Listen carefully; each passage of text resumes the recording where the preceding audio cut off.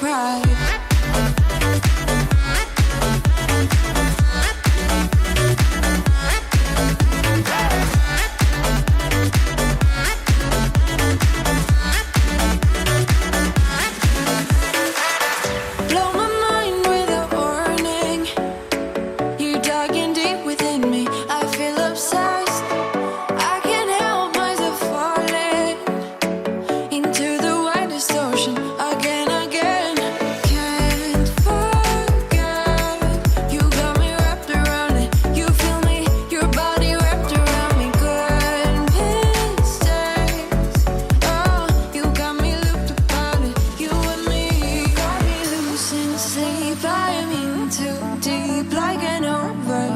You're the antidote.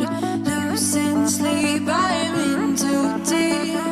No matter where I hide, you got me sleep deprived.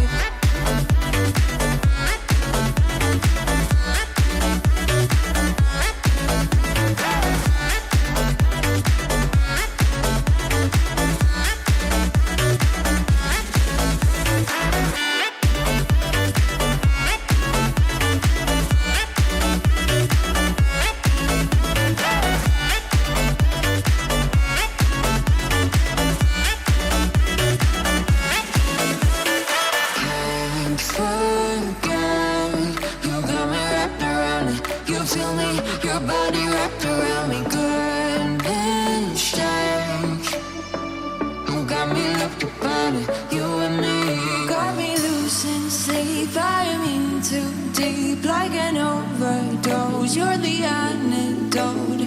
Losing sleep, I am in too deep. No matter where I hide, you got me sleep deprived.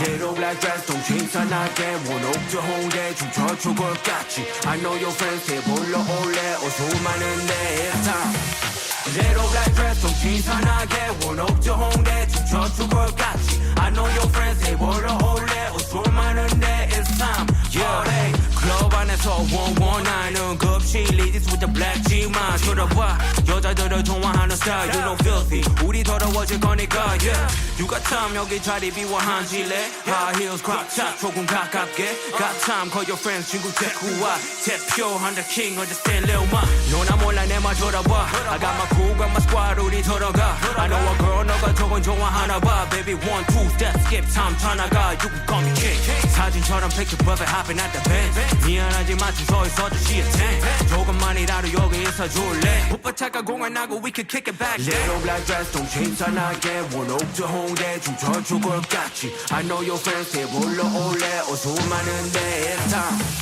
Little black dress 좀 신선하게 원옥저 홍대 춤춰줄 것 같지 I know your friends 새 불러올래 어서 많은데 it's time Party Party Party Party Party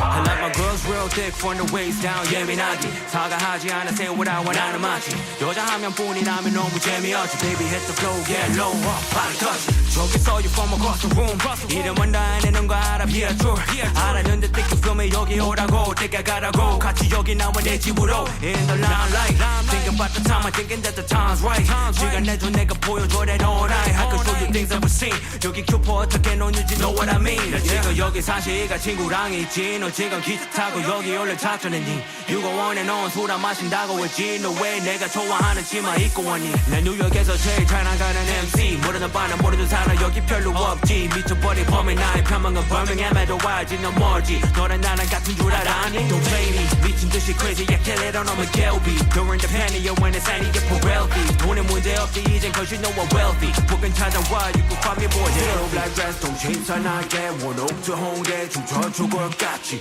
I know your friends they 불러올래 어수 많은데 it's time Zero black dress 동 신선하게 원옥주 홍대 춤춰 죽을 같이 I know your friends they 불러올래 어수 많은데 it's time Party Party Party Party Party Party Party Party Party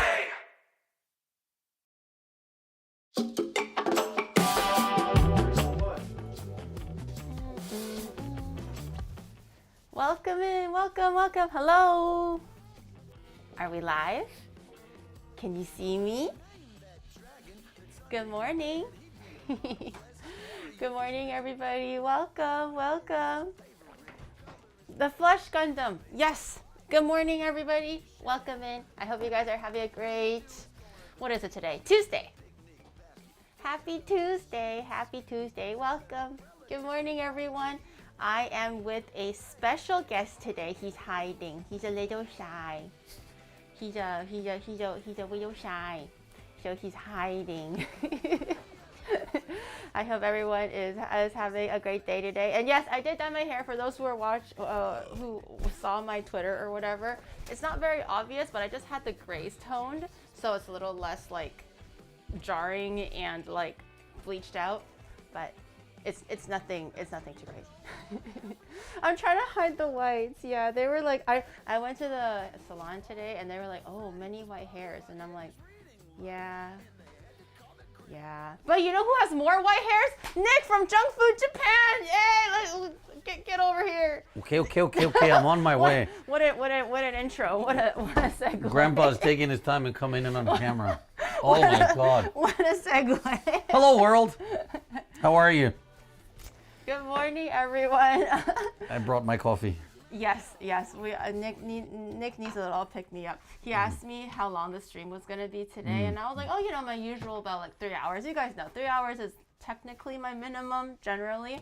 And he was like, oh God, I gotta tell my wife I'm coming home late today. And then he was like, do you got a coffee, Gary? And I'm like, yeah, I got you. This is true. I might be asking for regular cups, just keep them coming. You let me know. What time do you usually sleep? I'm like probably in bed around now. Oh shit. Yeah, I'm not even kidding. Like I go to bed around 10:30 if I can. That's healthy. I'm so sorry. Yeah. Wait, so what time did you wake up today? 8 o'clock. Okay. So you've been awake for you've been awake for a while. I've also worked out twice. Okay. Oh God. Tried to finish a video, and then I also I taught some classes. So I am so sorry. It's all good. I embrace this opportunity because I've heard great things about your cooking skills. And, yeah. So. Oh no. Oh chat, shut up. Which camera am I looking at? This one, okay? Chat, shut up. Before you guys say anything, I'm gonna get up in front and go. Close your mouth. Don't say nothing, okay? Don't worry about it. Yes, you heard correct. Right, you're a fantastic chef. Right? Yes, I am known around these parts as you're the blue-eyed samurai. This is true. I am the cooking samurai. Oh, the brown-eyed. The brown-eyed cooking. The brown-eyed Oni samurai. Actually, you say you are a lady, right? Yeah. Well. What? Just double checking, right?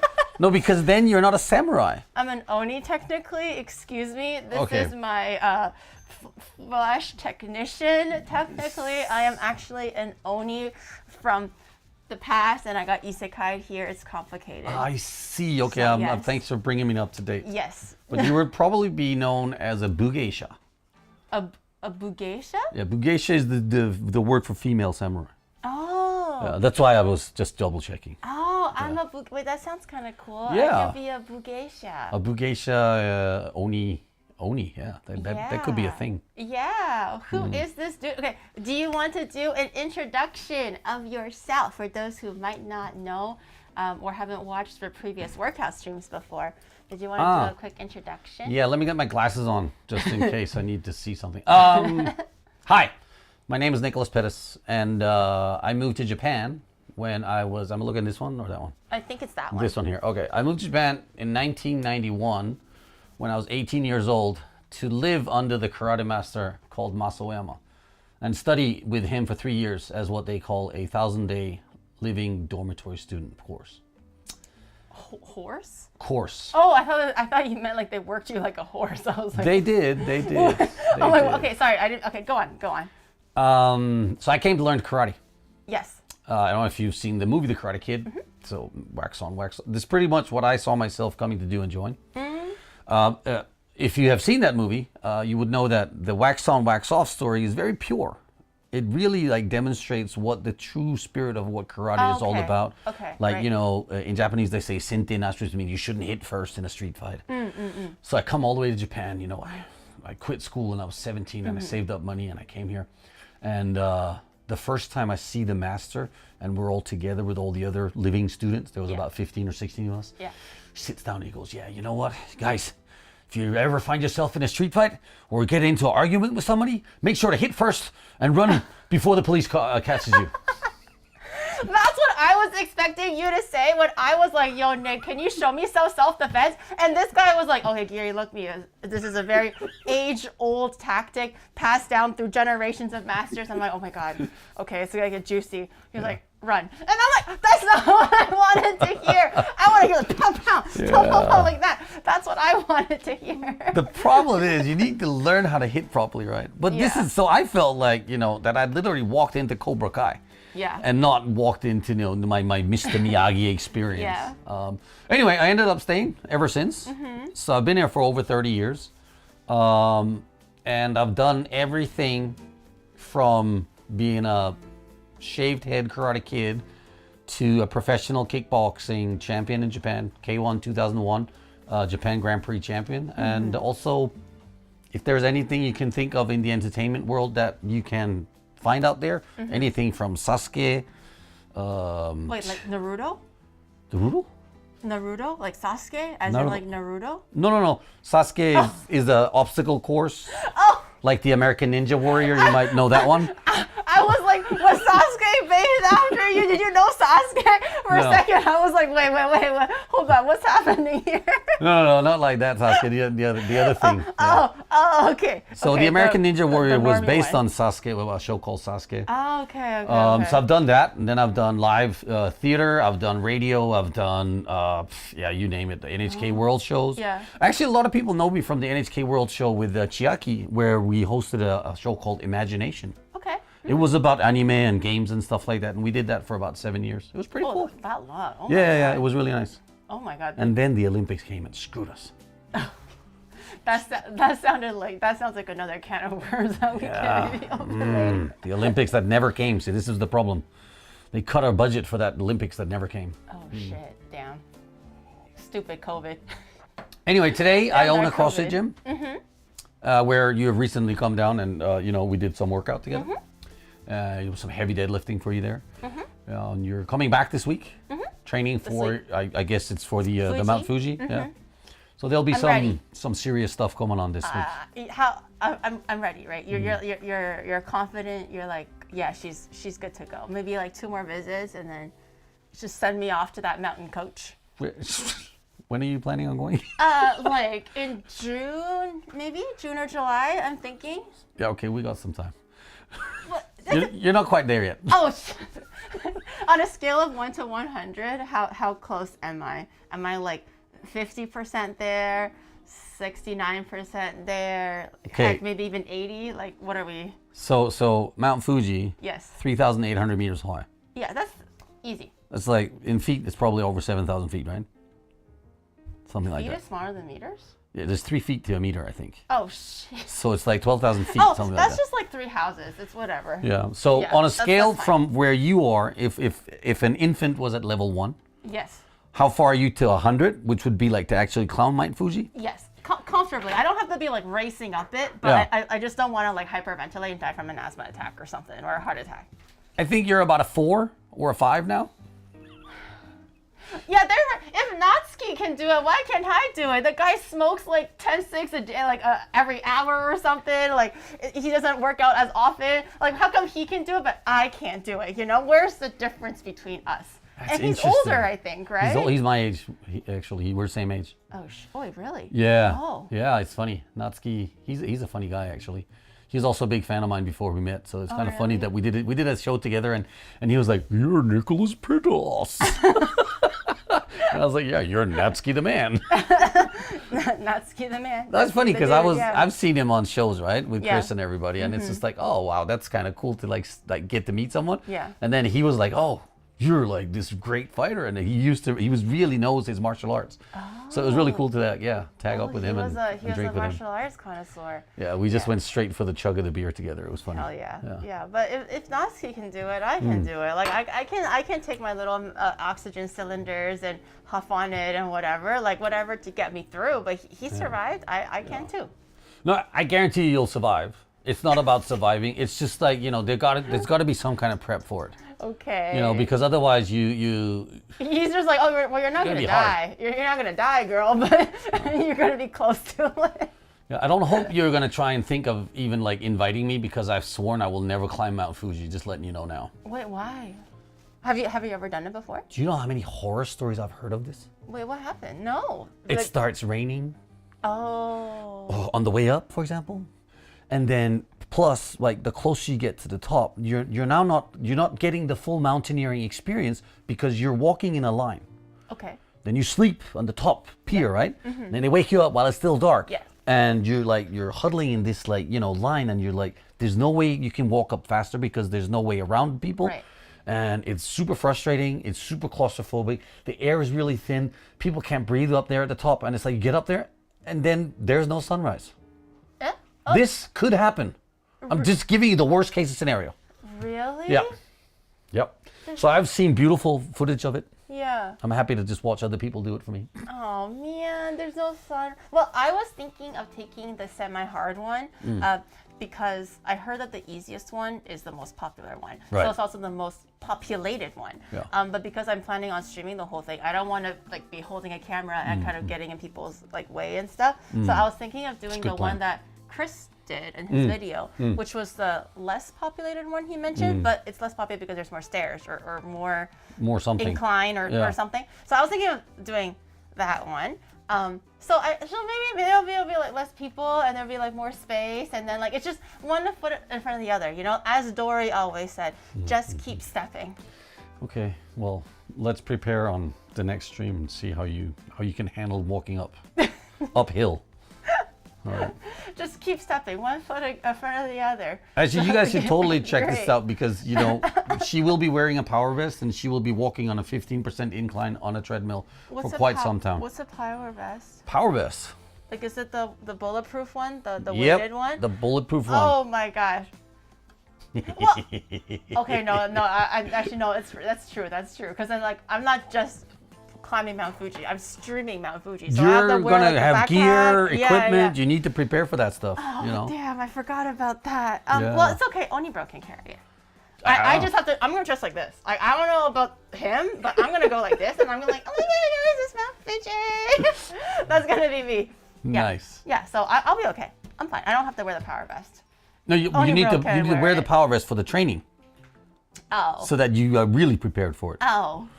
Also, you got to consider that the higher you go up, the less oxygen you get. Yeah. I'll take my oxygen pills and everything. Maybe. Totally do that. Yeah, and then it should be okay. But yeah, I'm ready. I'm excited. He's also full of confidence. Yay! Yep.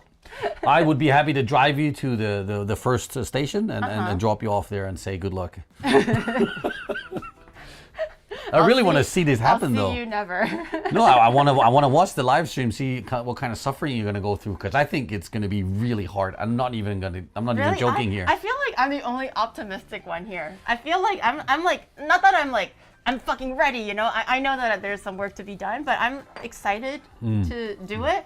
Maybe I don't understand the sheer gruelingness of it. Have but you I've ever climbed a mountain? Yeah. You have climbed mountains? Yeah, I've Oh, climbed so mountains okay, before. so you know what mountaineering is. Yeah, I've done I haven't climbed it No, this. just like hiked up, Yeah, right? yeah. I've done Angel's Landing in Utah, which is 6 kilometers each way or something. It's like a volcano. It goes up to a cliff point, and then you can walk the cliff. But I pussied out on the actual cliff because I'm scared of heights. Yeah. But I walked up to the cliff, And then I waited for my friends to finish the cliff. Yeah. And then we walked back down together. I think, actually I'm on you with this one because, in Hawaii we did this thing and we had to walk up and down a cliff and you're on this ledge, right? Yeah. And you're walking and Yeah. it's like, if you fall, it's you die. scary. I'm just like, girl, like you guys do your thing, but I am not about to like perish my life over like 20 minutes of walking on a cliffside to get a picture. I'm like, you go, girl, but I will stay here and I will watch your bags. And I happen to watch a squirrel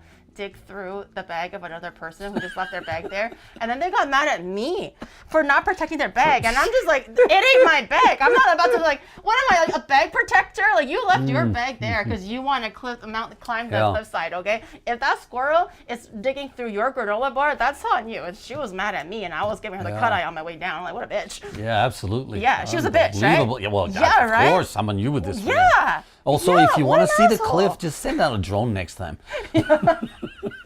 Go as far as you can and let the drone do the rest of the work. I'm sure Onibro can figure that one out. Bad friend? No, she wasn't my friend. Like, there was just like a random girl that dropped her bag there. She's like, okay, let's go climb the cliff. And I was at the resting point right before the cliff happened. And I was just watching a squirrel literally dig through her bag to get to the granola bar. This wasn't even a friend? No, a stranger. Well, what's... Okay, but that is I don't even want to say bad words, but yes, absolutely. No. If it was my friend, I will fucking go like, shh. For sure. Every 2 minutes. If it was actually my friend, I will protect that bag with my life. It was some bitch I didn't even know. And she was like, oh, I can't believe that bitch. She was referring to me. Like, let us. And I'm like, fuck you. Okay, you left it there. You didn't want to carry your baggage. And your baggage is not my responsibility. So I'm not so used to using the swear words in public, but it seems like you're clean. You're completely okay with it. Oh yeah, you can just try to say one. Just say the word fuck. Just say it. It's okay. Angela's not watching. Well, what if she is? She's not watching. Just one fuck. How did that feel? Rebellious. Feels good, right? Yeah, it feels all right. Say another one. Say no, bitch. don't make me say silly things. Say. Fuck that. There you go. Now he's getting it. Yeah, he's getting it. I'm liking this. You can be you had your karate master, Yeah. and now I am your profanity master. Okay. All right. So That's the thing. I thought I came Yeah. here to make food or eat food or something. I'm just waiting for that. Oh, one thing about the food today. Okay, so just to catch chat up to date, it's not going to be a specific hand and brain where I don't know exactly what he's making. We're actually going to be doing a bit of a cook-off, if you will. Apparently, Nick is really good at making pork. Specifically, A specific kind of pork. Yeah. And I'm not specifically good at pork. However, there is a crispy pork that I like to eat, and Onibro usually says it's pretty good. So I got a pork thing. It got shipped to me today because there was shipping problems. Oh. And I wasn't able to receive it yesterday. Ideally, it was supposed to have been yesterday so I can thaw and then I can do some like beforehand prep to get it as like ready as possible for today. It arrived this morning. So I was thawing in the middle of me during my hair appointment. I was telling Onibro to rotate the meat in like an ice bath, and I'm like, okay, can you thaw it? Is it thawing? Like, do you need to rotate it? Is everything okay? So it is thawed now, but it's not thawed in the most ideal way. Oh. So it's still fine. Everything is okay. Okay. But we'll see how that goes. And I have the one big chunk. Yep. And then we'll do your half, my half. Half an hour. Are they going to be cooking together?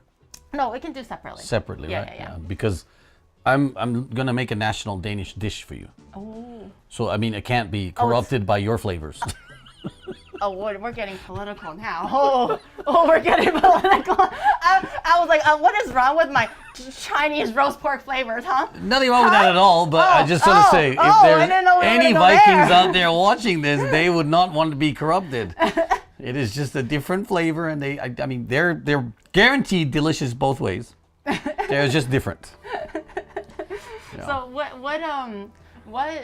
what is your flavor profile like? Like, what are your ingredients that you might need, or the general rundown of how to make your dish?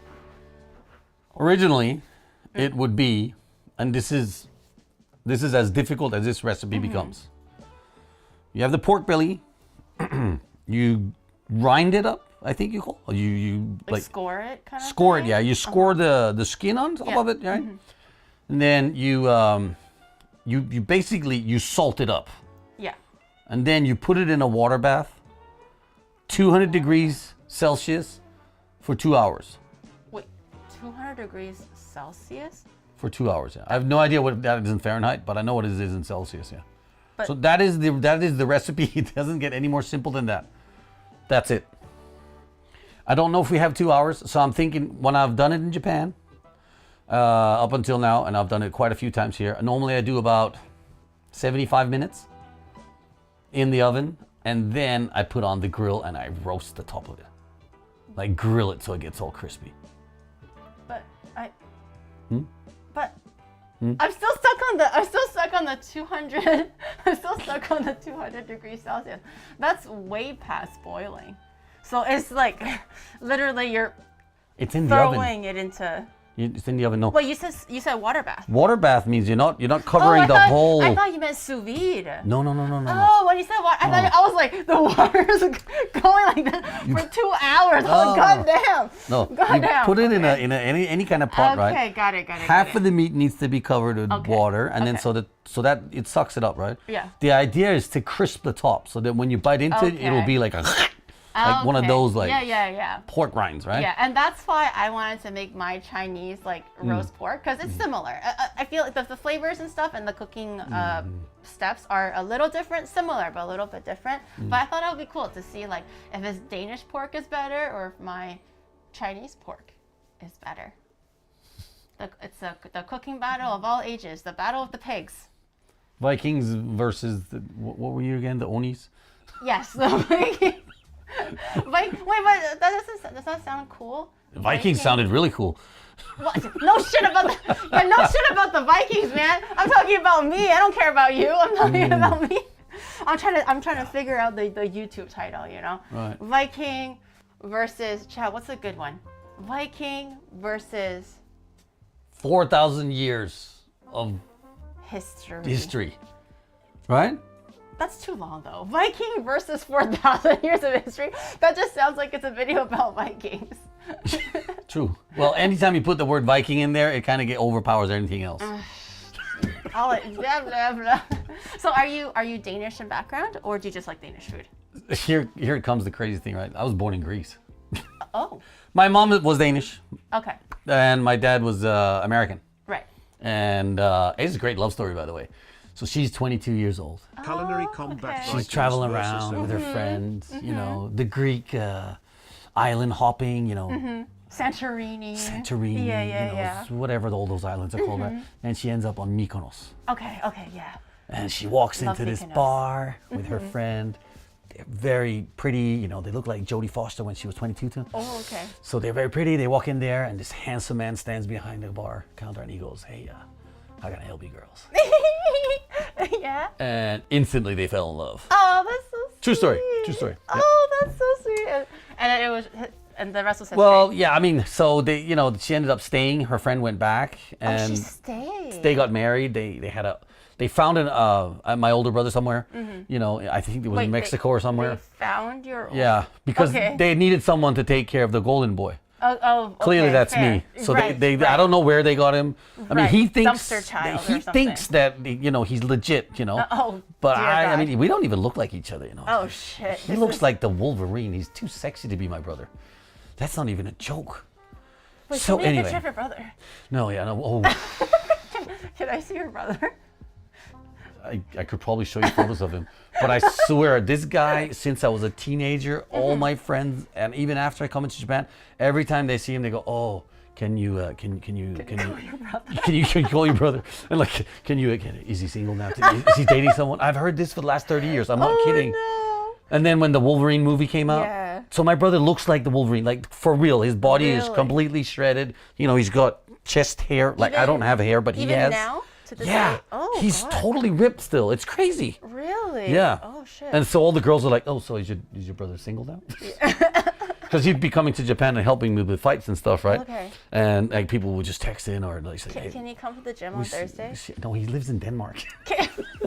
So I grew up in Denmark. Well, he has time. Today's Tuesday. Yeah, We have so- this. We have the workouts room on Thursday. So just come over. Okay, I'll see if I can invite him and down. then he can and then we can get ripped and shredded together, and then it'll be so cool. It's like, My brother is so shredded, it's ridiculous. yeah. He should. Not he like should come. this. It's not like He this. should come and hang out. Yeah, he would probably climb Mount Fuji with you. Yeah. There you go. Anyway, sorry. Go on. Yes. He's not single, by the way. Just he's got a girlfriend for a very long time now, 7 years, I think, maybe longer. Sorry, chat. Yeah, sorry guys. Sorry. Yeah. To chat specifically. Oh, my bad. But anyway, so we lived there in Greece for a couple of years, and then my mom's Danish. My dad passed away, may he rest in peace. So we moved to Denmark, and I grew up in Denmark. And then at 18, I came here. So I've been here twice as long as I've been in Denmark.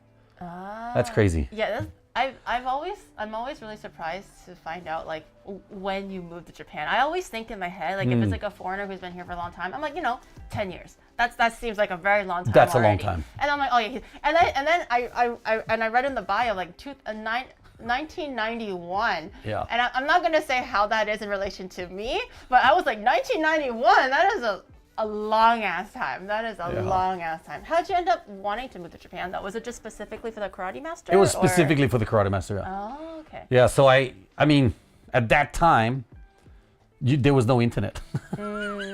Right. Yeah. Oh my God, I feel so old when I say that. No. There was no such thing as TV or live streaming or anything, and so I'm a prehistoric man without the internet. So information traveled differently. Yeah. Right. A snail mail, the pigeon. That's pigeon it, right? Carrier. When my mom and my stepdad, eventually there was another guy that raised me. Oh, there was a third person. Yeah, it was. Ooh, this story gets very juicy. It's getting raunchy. Wait, we can finish it. Just tell me this raunchy story. Ooh, that's getting my appetite going. They I'm ready for didn't the get pork soup. together until after he had passed away. Okay. Oh, okay. Oh, I thought it was gonna be juicier. Let's just put than it there. Oh, okay. All right? I thought it was gonna be juicier Let's put it than there. that. I was gonna be like, like you belong to me. No, but they like were, because he was traveling around the world. They'd also met in Greece, by the way.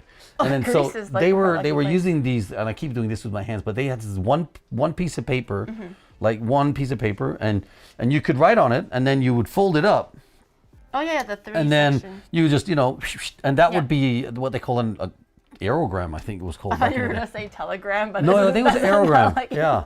During the war. And days. they were blue. They were blue. They were blue paper, super thin paper, and they were really cheap, and so they were communicating by these. So that's kind of how it was. Anyway, so for me to come to Japan, so back then, clearly, there was no internet, so I didn't have any information Yeah. of what really was going on in Japan. Yeah. But somehow we had these two black and white photos of my master, hitting the bag or trying to fight with a bull, and I thought this looks cool, man. It must have been like hundreds of years ago. And then one day, I'm in the gym doing some weight training and this and that, and my senpai goes, hey, you're like those uchideshis in Japan. And I was like, what's an uchideshi? And he goes, oh, these guys that live for 3 years studying with the master, doing all that stuff, and they're just training all the time. And I was like, hold on, are you telling me that guy on the pictures in black and white on the wall over there, he's still alive? He ain't dead? And he takes in students where you can come and train with him for 3 years? I was like, and there's no foreigner who has ever completed this program. And I was just like, sign me up already. And that's how it started. And so I basically went home to my mom and said, look, I'm quitting school because I got to save up money so I go to Japan. How old were you? I was 16. Yep. So at 16, I made that decision. My Asian blood just like cringed for a second. I was like, oh, how could you? At 16? Yeah, at 16. Oh, God. And I said, Mom, it's only for 3 years. I can always come back and go to school. Yeah. Danish people are very they take studying very differently. Yeah. We've got, university students that are way up in their 30s. They just keep studying new stuff and figuring out. But anyway, I thought I could just go back into the system. Yeah.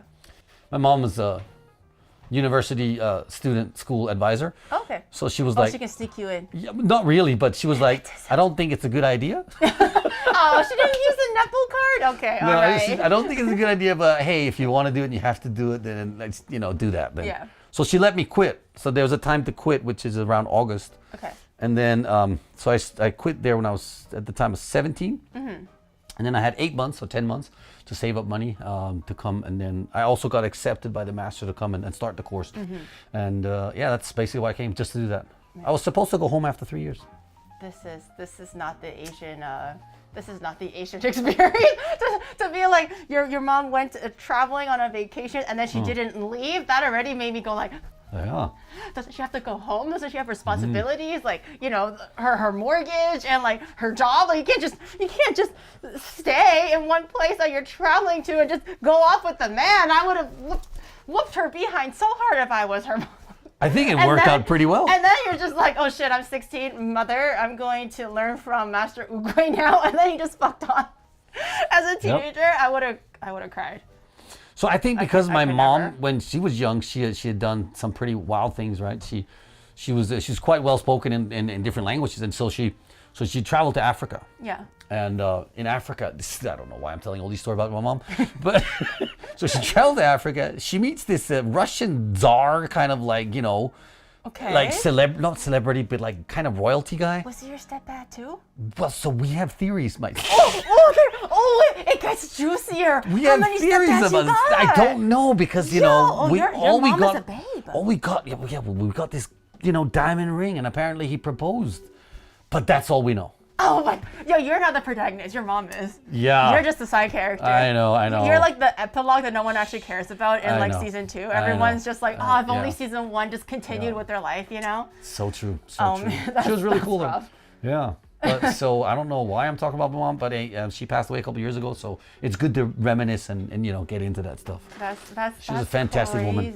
Now I Yeah. want to see pictures of your mom. She must have been like such a beautiful, flighty woman kind of thing. Like free-spirited. Tiny. She was tiny. Just tiny. Oh. Like she was. But you're huge. Is your brother huge too? Yeah, same height, a lot skinnier because he's ripped. Oh, he's Yeah. skinny ripped. Ah, I thought it was like actual Hugh Jackman, like wider ripped. Hugh Jackman is quite tall. He is? He's quite tall actually. I think he's like 187 or something. I think he's really tall. Oh. Not really, yeah, he's I quite thought tall. Why do I always feel like whenever I see Wolverine, I think he's like 5'5"? No, he's tall. He's a tall man. Yeah, you can see it when he does the rehearsals for The Greatest Showman. When he stands there and he stands up and he's with the other choir people and all the people that are producing that. There's a fantastic video of that on YouTube somewhere. He's 6'3". I had yeah. no idea. In my he's tall. head, I always feel like he's like 5'5" or something because No. he's so like stocky, I guess. So he looks stocky on camera or on screen basically because it does add size to you. I'm actually not this big in real life. He's huge, guys. There's a lot to take in when you enter the gym and he just like comes in like this. There's a lot to take in. Yeah. Yeah. It's Like true. I definitely have less, but I'm like sleeper build. Sleeper build. Sleeper So build. yours you wear on your skeleton. Mine is hidden. Like don't even make me lift up my shirt tag because there's gonna be like a 10 ab. 10 ab right here. Literally wash clothes, bounce coins off my booty, and just like I can hang laundry for days. Just stick me outside. I can hang up your laundry for days, okay? Okay. Sleeper build, that's me. I like that. You know when I first Yeah. learned about that term? Yeah. How? Because I saw an American car show on Netflix, and it was about sleepers, and so there was a whole series about these, you know, like these car enthusiasts that, like, you know, they're working on the weekends and they're saving up money for this one little part. They Right. go to the car swap and they get it, and you know, they soup it up, and at the end of it, they all race. Okay. And so it's like anyway, so they all race, and at the end of it, this one dude's like, yeah, my friend lent me his Lamborghini, and it's got what is it, rocket mode or race mode or something. There's one button you push. Oh, the hit the NOS and then Exactly. I want to try the NOS. So the thing. Lamborghini has got that feature in it Oh apparently. shit! Well, it's already so fast. Isn't the Lambo like crazy fast? But no, because that sports mode or whatever it's called, Yeah. that makes it faster. So they're all lined up out in the desert, you know, out in Salt Lake City or whatever Yeah. it is, you know, and it's just like 3, 2, 1, go. And I'm not going to ruin what happens here because I would like people to watch it if they can find the show. It was a really good show. But anyway, they talk about sleepers. And all these car enthusiasms had such fantastic, you know, human stories behind them. So you got really invested in them. And yeah, and some of these cars were Sleeper car. pieces of junk. It literally is like Fast and Furious. And they take like the American muscle car. No, I'm not saying American muscle is junk. I'm just saying like they tend to be like older and more like rattier and a little bit more worn down, but they have like the nods inside. They got like an engine that's like 3 times too big for its hood and like everything like that. But it wins races, like how in Fast and Furious works out and stuff. But yeah. I'm a huge fan. Yeah. Of American muscle cars. I love American muscle cars. Yeah. Yeah. I did too because of Fast and Furious, but I kind of got out that phase. So how hot did you think Vin Diesel was? Okay, so here's the thing, right? Here's the thing. No, here's the thing. I never thought he was hot, but I'm like, okay, that's a really cool guy, right? Or like he's like attractive or whatever, family. I really bought into that. And then chat, this camera. And then chat, okay, I saw this really cringe compilation of how Vin Diesel never got out of his like Fast and Furious family phase. So he literally would get the actors in his like living room or whatever. And he's like, we got the family, we got the familia, we are talking about the next Fast and Furious show. Everyone's excited, right? And then you see everyone's like, yeah, yay. And then he was like, and literally he takes out like unironically, like he still thinks he's in the movie and that's his life. And I'm just like, oh my God, this is so fucking cringe. What is wrong with him? So now I just think he's a cringe lord. Interesting. Actually, I did a deep dive on him recently, and I was just like, because I don't know why I wanted to find out about Vin Diesel. Good actor. Yeah, but I mean, cringe to the. Anyways, yeah. But he's actually quite interesting with his story, but how he, because I also always thought he was just some bouncer dude in LA, and then they picked him up and was like, hey, you look like a guy we could use in a movie, and he's got like a hop, skip, step into the movies, right? Yeah. But it's not true. I don't quote me on all these things, but there's something about him producing a movie, and no one wanted to buy it for the longest time, and eventually it got sold, and eventually he got recognition for it somehow like that, and eventually he kind of got in.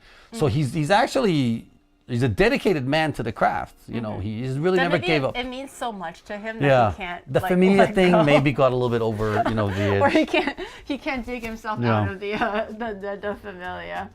I feel like I know that we're here for quite a while, and I'm happy to be here, but there are some things I would need to do for the food aspect of tonight. Okay, all right. Thank you for pushing that timeline. If this was me, I would have been like, so the next story, because I like to talk. Okay, anyways, let's do our YouTube intro really quick, because I usually condense these into a YouTube video. Yeah, cool. So I usually do an intro and outro. So outro can be later. So chat, say hi YouTube. I'll get you water, by the way. Yeah. But while I do that, chat, spam hi YouTube so they can see it on the chat. And then it's not following me, is it? Okay, hi YouTube? Is that what you're supposed to say now? Hey, if you guys don't know, I have a YouTube channel called Junk Food Japan. You should check it out. It's very funny. I like it when they say hi YouTube, because you know how my chat is in the top left corner. So it's just nice to see that in the stream. And it's just like, it's nice to get people. Thank you guys for supporting everything here and listening to all my stories about my mom. Hi YouTube. Hi YouTube. Okay. All right, let's do our. Oh wait, you're the YouTuber. So you got videos and everything. You're pumping those videos out twice a week. You do the intro. You do the intro.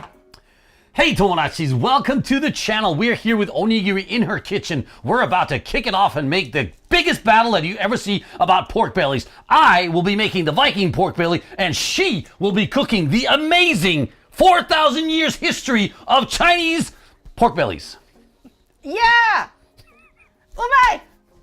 Mai itadakimasu! I looked at the wrong camera!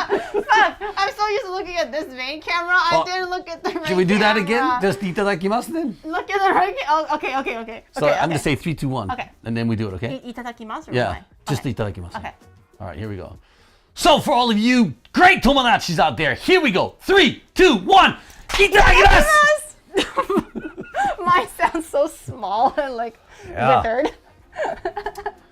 This is fun. I like this. Yeah. Okay. So I will take the pork out right now. Hey, I thought that was a pretty good intro. That was a good intro. It's like it's almost like I've done it before. Yeah. No, the reason being because I'm not only doing the pork belly. I'm actually also doing something else.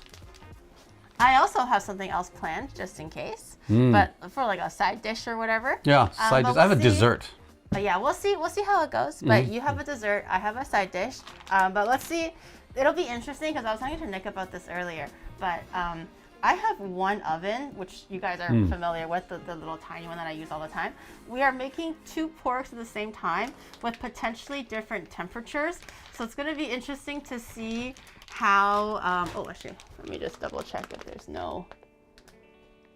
Oh yeah, that's fine. As long as it's not my address, that's okay. But yeah, so it'll be interesting to see how we're gonna manage like our time between the different kinds of porks. But I got the pork belly skin on because I need the skin on, he needs the skin on.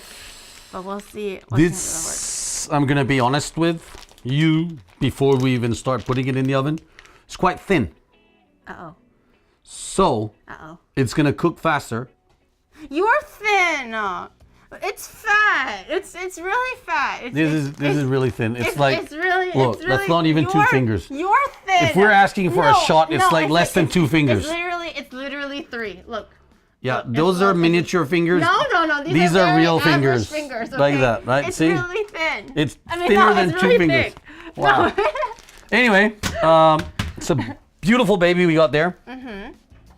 What do you need for your first steps? I know what I'll need to do, but ideally for Chinese crispy roast pork, you do need to start it a day or 2 ahead of time, ideally. Like I said, because the pork didn't come in time, we're gonna wing it and we're gonna see how well it turns out if you were to make it like fresh. Yeah. No resting and whatever. But for yours, I like it. What I like would you it. need? Yeah. I can grab 2 cutting boards. Yeah. So, well, basically we need to slice it in half so we got the same amount, right? Oh, look at this. Can I grab this? Yeah. Is this metal? Yes. Perfect. This is gonna be my water bath. Can I put that in the oven? Shit. I think so. It's metal, right? Is all metal oven proof, chat, or is it gonna like cause a fire if it's put in wrong? Any knowers? Unless you have something else you want. I think we're good with this one. Yeah. Yeah, I think we're good. I mean, it is like kind of laminated, but I mean, yeah, I think we're good. It'll be fine. Okay, actually, before I don't want to use this one. I want to use the big one because we're gonna cut this and gonna pat it dry and cut it in half. So you have half and I have half. Yeah. Ooh. Do you wear plastic gloves when you cook, or do you just like wash your hands? I normally wear my gloves when I'm Vtuber, but usually I'm just cooking regularly. I wash my hands. But if I'm like in a hurry and I'm lazy, I'll just wear the gloves. It doesn't matter. Whatever you're comfortable with. Is that a beer server? Yes. Oh my God. Pete got me that for Christmas. Or you got technically Oni Bro. It wasn't for me. Technically it was for Oni Bro. But yes, it serves head. It gives you head. In your beer. Yeah. Okay. Well. In your beer. That wasn't me. I swear I didn't say that, but.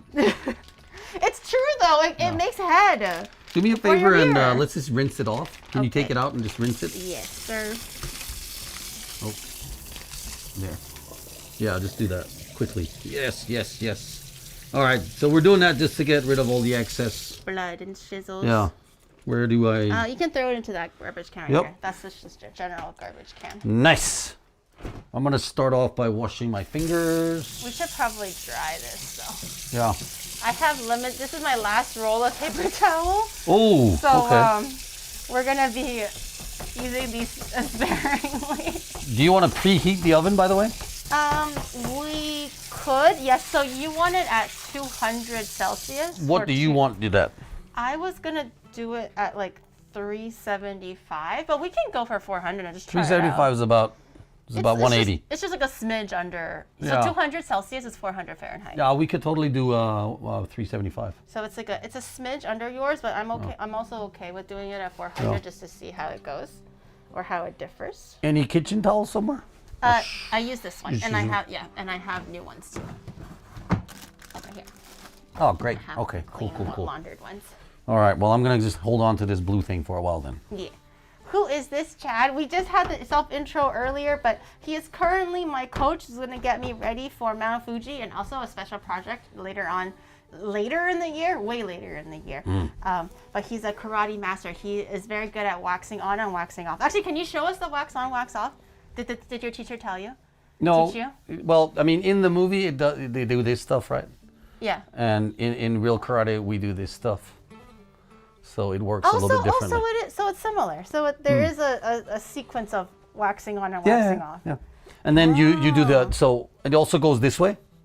right? So this way would be this, right, where you're going down that way. Yeah. So if, say, someone's trying to kick you in the stomach, Yeah. right, you could block it like that. Oh. Yeah. I need to learn that. Instead of you telling me to run, I need to do the hit and then run. That's what I need to learn. Hit and run. You got to teach me that. I got you. I'll cut this in half just so Okay. that it's maybe half this way is okay, right? Yeah, well, actually, yes. I think so. And then you have your half and I'll have my half. I can give you the thicker half if you prefer. Well, what is your cooking process? Was what I would more be interested in.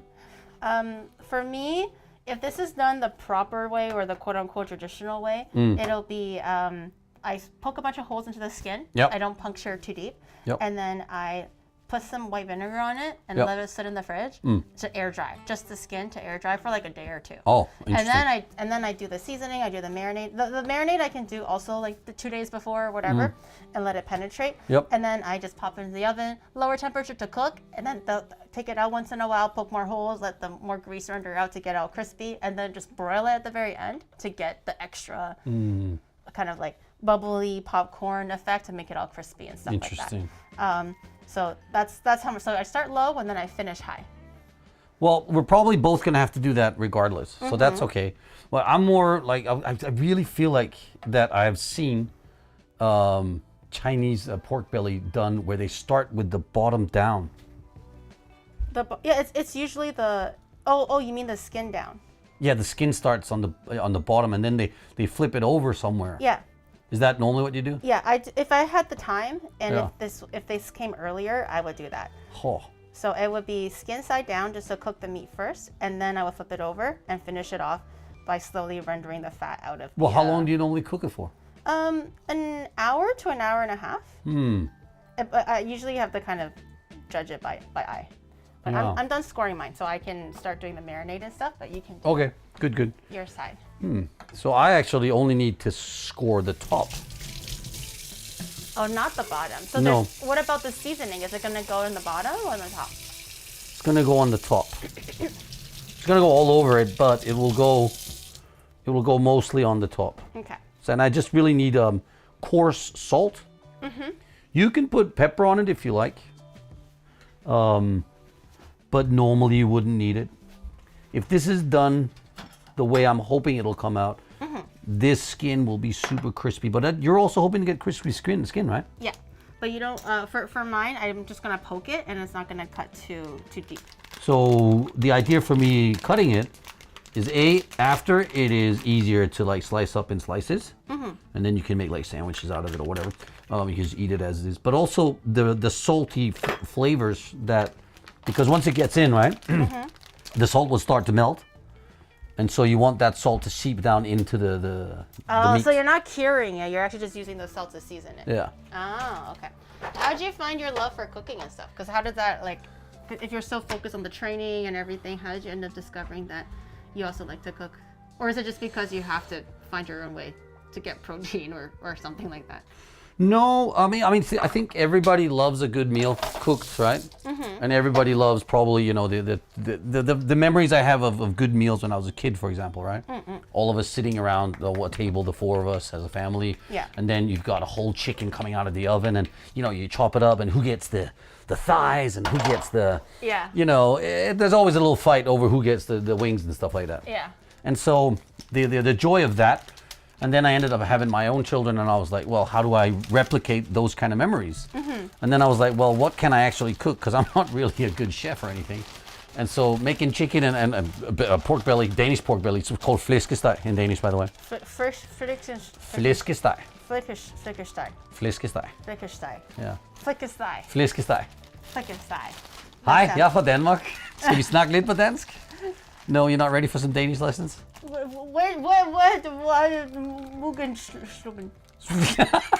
Gruben the Scriben doing? No. Is that salt or sugar? This is sugar. Oh, you use sugar. I have sugar. Oh, that's just a almost little criminal. bit. I have sugar and I have some salt and I have 5 spice powder and I have some paprika and white pepper. That's pretty much it. It doesn't take too much. And we're gonna dilute that with some oyster sauce and Shaoxing wine. There you go. That was what I was waiting for to happen. Yeah. Well, anyway, this is looking really fine. The meat looks beautiful. It's a great piece of protein. So I normally, as much as for those of you who just popped in, I'm Junk Food Japan Nick. I actually don't eat a lot of junk food. I choose to eat the junk food on the show if I can. That's how you prevent yourself from overeating. Yeah, but I've overeaten for many years, so. We're currently trying to take our diet more seriously now too, because we do want to like really stay on the working out arc. So Onibro's demanding 3 eggs a day and as much protein as possible, and I make the protein shakes and everything. Wow. And all that stuff.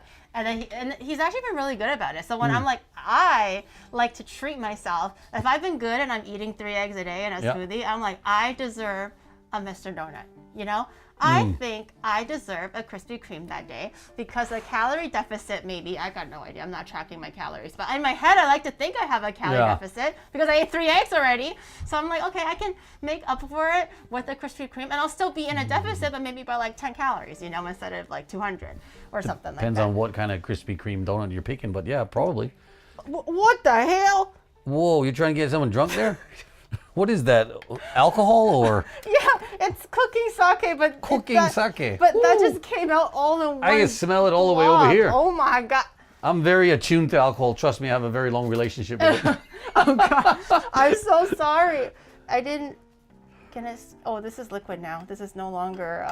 Was it supposed to be like a paste? A paste. Yeah, I can just add more. It's fine. Yeah. I can add more of the dry ingredients, but this is. Well, actually, I mean, you might want to just dip it in a. Here, why don't you get one of these pans too? Here, so now we have each pan. Yeah. Oh, I think normally you're supposed to just rub it into the crevices and everything, so you kind of have to do it by hand a little. And I'm not baking it in a tray. I'm baking it in a little tin foil boat. Oh, okay. Yeah, it's a little bit different. But don't mind me, Chad. I have fine motor skills. I just. So do you have the salt? Surprised. Salt. Coarse salt? Yes. Yes. This one. Thank you. I need a bit of that too. Cool. I mean, since we're going to put them in the oven at the same time, right? Mm-hmm. Might as well prepare them at the same time. Yeah. Okay, this is a lot more 5-spice. Mine is just 5-spice, white pepper, salt and sugar. Perfect fit. That's just pretty. Look at that. That's perfect. Can we kind of close up of a shot of Nick handling his meat? All right, Nick, you're up. Handle that meat like a YouTube professional. She's trying to get me drunk. Alcoholic, yes, absolutely, for many years. But I try to stay away from it now. So we try to be a good guy. Yeah. We mentioned this very, very briefly off stream. Yeah. But you said that you were comfortable talking about it. But were you actually borderline alcoholic, or you just kind of had your own challenges, but it wasn't never that bad, or was it really bad? I was I would call myself a functional alcoholic. Mm-hmm. I would always get up and work out and teach and train and everything, and then once everything was done, I just start drinking. So that went on for many, many years. I feel like I'm absolutely happy to not worried about talking about that at all. Mm-hmm. It is the professional athletes, what do you call it? Not downfall, but trajectory. Well, so the problem is, I got really, really, really famous in Japan. Mm-hmm. At one point after 2001. Yeah. And so winning the Grand Prix, which was a huge thing, you know. We at that time the martial arts scene in Japan was really booming, and they still talk about it as the golden age. Right. And so I was part of that golden age, right? And we were literally getting people chasing us down the streets and stuff. Mm-hmm. And following us and getting autographs and pictures. Wow. And it didn't matter where we went. There was always someone following us somewhere, and there was always a TV show. It was crazy, right? It was nuts. And then one day, my hip starts wearing out, and so I'm not very functional anymore. I can't sleep at night, going through a lot of pain, and that's when the drinking really starts. So then you start drinking to haze the pain away, and then the hip wears out and it's replaced. So I got 2 fake hips. Oh, and 2.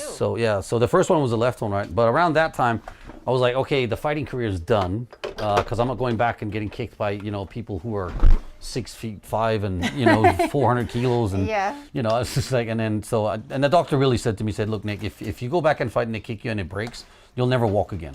Oh. Oh shit, it's that bad. Okay. Yeah, so I was like, yeah, okay, I don't need to risk that. And then so you miss all that fame and you miss all that, attention and all this stuff, and it was really nuts. And so, yeah, the drinking slowly crept its way in there. And so I drank a lot for many, many years. And then I just got tired of it, to be honest. I mean, it's like, yeah, I want to stop, but I'm not stopping. Well, at least you were able to snap yourself out of it. Because my understanding is that that's the hardest part, is to like know that there's a problem and to stop it. Because it's very uncomfortable to stop something that you've been relying on for so long. Yeah, but it's just bad habits, It's just a really bad habit. And it's strange because like when you stop drinking, for example, and you're like, oh, it's like, I could be drinking coffee, or I could be drinking water, or I could be drinking Coke, or anything, and I don't really change. Yeah. I don't feel like, wow, I just really want to get drunk, unless I get really drunk. Then it's just silly, right? Yeah. But like if you're just drinking to have fun with your friends, there's nothing wrong with that whatsoever. But when you're drinking for the sake of just drinking, that is silly. Yeah. There has to be some kind of purpose to it. Anyway, so I would suggest that if you have problems with alcohol,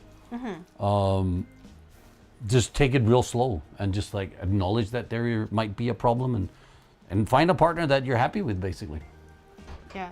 It makes a huge difference. And it's hard to find someone if you're like, indulged in yourself and you don't know Yeah. like what is right from wrong anymore. It could be really hard. Yeah. So I went through a long, long time where it was hard. Was this during Angela or before Angela? This is before Angela. Before, okay. Yeah. So she was able to help you kind of like snap out of it a little bit.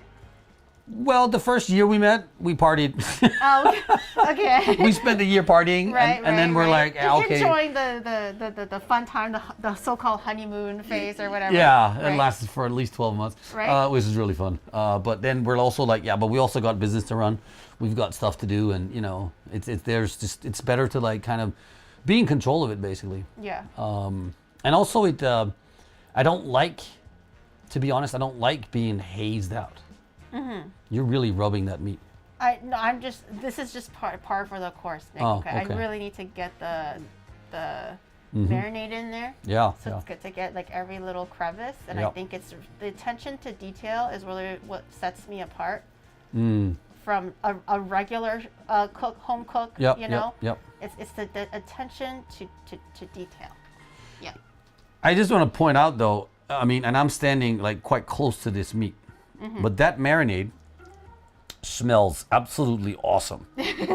No, it's like you already know that that's going to be good. Hopefully it'll penetrate well, because like I said, normally it needs like a day or two. But it's that combination of flavors is like, I smell so good. It's like I just want to eat it already. They're not able to see my fingering technique because the salt was. Ooh, yeah. Blocking it, but there we go. Yeah, there's some serious fingering technique there. Did I just say that out loud? So I'm gonna set mine on this side just a little bit. We're not quite done yet. And you're gonna make a bath of a I'm gonna make foil? a little tin foil boat, oh. so they can see it on this side, because it's gonna be harder to visualize. But did you start preheating the oven? I did. I just turned it on. So the marinade is done. If you have extra, to set it aside or make more meat with it, whatever you want. But for Chinese roast pork anyways, the key is to have a little tinfoil boat for your pork to sit into. I want to take that home. It's really simple. I threw in some ketchup last minute to kind of give it some acidity. But you want to grab a piece of foil that's enough to cover the meat up to the lip of the meat. So if the meat is like 1 inch thick, for example, this one's only 1 inch thick, you want it to be able to fold up by 1 inch to actually make a very tight and conformed boat, if you will. Yep. So you don't want it too loose. Like if your tinfoil boat is like this, for this meat, it's not the most ideal. You want to like fold it yourself, basically. I see. And you want it skin side. Skin side. You said down earlier. Oh, I forgot that I'm not drying it. Because if you're drying it, chat, you want to be the marinated side down, skin up, poke your holes, vinegar, salt, and let it sit in the fridge. But I forgot that I'm not doing this step, because the first step is to bake it skin side down. If that's the case, we're gonna skip this step. Ooh, you're gambling. I like it. I'm going on the Oh, podcast. yeah. No, I'm going. Now it it's is all ruined. a real battle. Now we're talking. It's all ruined.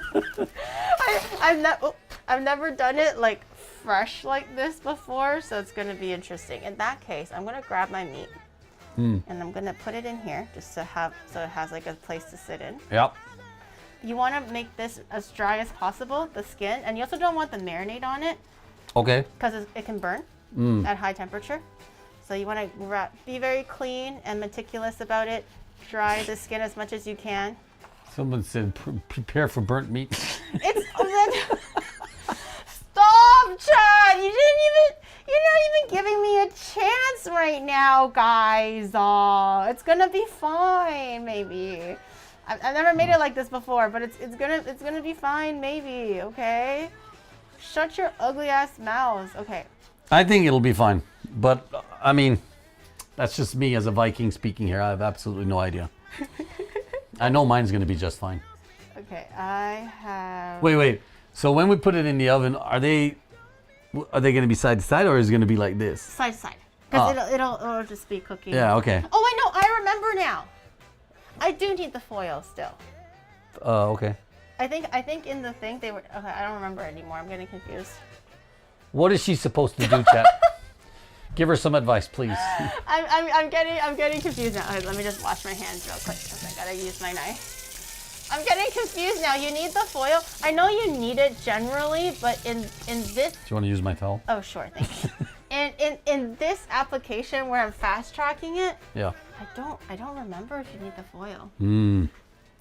I don't think so, but I think because it's in this, I would totally do what you're doing there. That's for sure.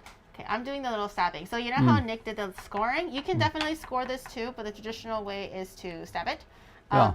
I'm just doing a little tippy taps because you want to be really careful not to go beyond into the meat. You only want to puncture the skin.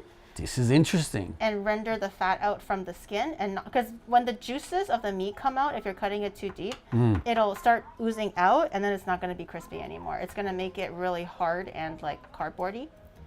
You don't want that. Yeah, I'm very intrigued because I literally not have to, but I do cut through all the way. Yeah. So I get almost down to the meat, like right through the fat there.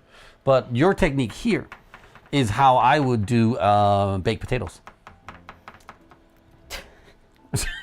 No, I'm serious. You make baked potatoes, right? And so you wash them off. When you were telling me this, I was just like, I was gonna follow up with like, oh, no wonder your meat's gonna probably come out like shit, right? Just like a little bit of a jab, and then you're just like, oh yeah, your technique is akin to potatoes, Gary.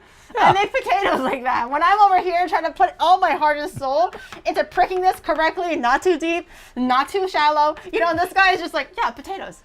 Potatoes like this. There's actually there's a real science to making a great baked potato, and that's exactly what you're doing. You just prick it with a fork or a knife or anything, but make lots of small, tiny little holes in potatoes. Then you rub it in oil and put salt and pepper around it. Yeah. And these things, they just come out so good. You can eat the skin and everything because clearly you pre-washed them. So, but that's the way you do it. And I didn't know that until a couple years ago. I think that's why they jab it with a fork, right? Yeah. Let the steam in or let the steam out or whatever the case it may be. Yeah, because then when you're baking it, right, the potato gets all soft inside, clearly, right? Yeah. But the skin gets all crispy, and so when you cut through the skin, the skin of the potato just gets really like crunchy, and it's so good. Oh, I should have done some potatoes today too. Okay, that's just gonna be brutal honest here. I'm absolutely starving now. Did you not have dinner today? No, I did a little bit actually, because I came home and I had to teach and stuff, and so I was like, "There's no way, I'm not eating anything." But it smells so good. Have a lick. Shall I have a lick? Have a lick. Give it a go. Here we go. It might be a bit salty though, because there's a lot of salt in there. Oh. Should be pretty good. Actually, you know what? I think it's supposed to be this powerful. I think it's supposed to be that strong. Because once you start cooking the meat, there's going to be all that fat melting and seeping through all that strong flavoring. Yeah. I think that's going to be amazing, actually. I'm going to grab some. I'm just building it up so I can tear you down later. You're warming me up, and then you're just gonna like. It's warfare destroy at me its later. finest. I thought this was friendly competition. Are you kidding me? We're going up against Vikings and Chinese, 4,000 years of recorded history of food making. All right, we're representing our own cultures right now, chat, and the loser. What does the loser get? What the loser has to have a pun. The loser have to say that the Vikings suck. Good luck with that. That's what the loser has to say. Look I how feel long that's it's fair. taking you. And actually, you were supposed to have started since yesterday, right? It's called being meticulous, Nick. Okay, it's called attention to detail, Nick. Trust Okay. me on this one. This is going to be amazing. We're like, yo, Gary's pork kind of rocks ass, you know? That's literally what you said, and then now you're like, oh yeah, my Danish. No, pork is I'm just gonna be saying, better. as simple as this is, you're not going to believe how delicious it's going to be. That's what's mind-blowing about this. Literally, it's just salt and meat and water. Who would have known? I don't know. I don't know. A little bit of extra care will take it. I feel like you're long cheating way. here a little bit. You said you needed it, then you didn't need it. Now you're needing it. You know, there's a lot going on here. I'm second guessing myself, and now I'm like really, really unsure. So I'm just like, you know what? Instead of making an actual boat, I'll do it like this way. So it's like a semi. I feel like you don't A think that semi-boat? your little vessel is not big enough or small enough for you. Yeah, it should. Ideally, it should be tight. Like it should be like making your own little foil boat is the best outcome. Yeah. But we can work like this. I think maybe. I'm just wedging it a little bit. Okay. And then I'm gonna do my salt layer. We're gonna have a huge salt layer. Wait. Now you're mimicking what I'm doing. Yeah. The salt dries out the moisture. Now you're dump. Oh, what? That's not a little salt. That's like. Why such a pussy, Nick? If you're gonna put salt on, commit, okay? Ah, I see what you're doing. This is 4,000 years of history, okay? We go forward, headstrong, directly in front. Yeah. We see the goal and we don't stop. We don't sprinkle salt like you, okay? We. I thought I powered was on. pretty generous here. But if you've noticed, I mean, you might not be able to see this, but my salt is actually slowly already melting and seeping into the layer of fat here. This is going to be so good. No. That's totally overkill. Overkill. The only thing that's going to save you if that gets any good is because of that marinade that you gave it. We're gonna. I think theoretically, if this works out the way that I did actually research some ways to like do like a really quick crispy pork instead of the traditional long way. And if this works out, okay, this could go very terribly, chat. But if it works out, I should be able to peel the whole salt block off like a lid. So it's not going to be sitting here for like 2 hours or whatever. It's supposed to just kind of use the salt to grab all the moisture out. And then once the first cook is done, I should be able to just like, just lift it off. I feel like I've seen that on like fish dishes, you know, in the Mediterranean, right? They'll do like a big salt thing around the fish and then they'll just smack it with a hammer, right? Yeah. And then the fish comes out. And then inside you just have this piece of salmon where you go, whoa. I'm going to try it this way. I love salmon, by the way. And let's see if that works. And if I can't brush it off, it's done. It's over. I'm just gonna admit defeat, and I'm just gonna say the Vikings suck. You know, it's fine. It's fine. I will take the punishment. Yeah. I understand. Okay, I think the oven is done. I heard it beeping before. Yeah. So we should go over there. I have my tray here. Oh, okay. Let's just put it on the tray then. Yeah. Oh, this is perfect. You have your tray and my tray. Wait. Yours doesn't have water, so can I push yours over there? I kind of want to be even on the water. Oh yeah. Okay. All right.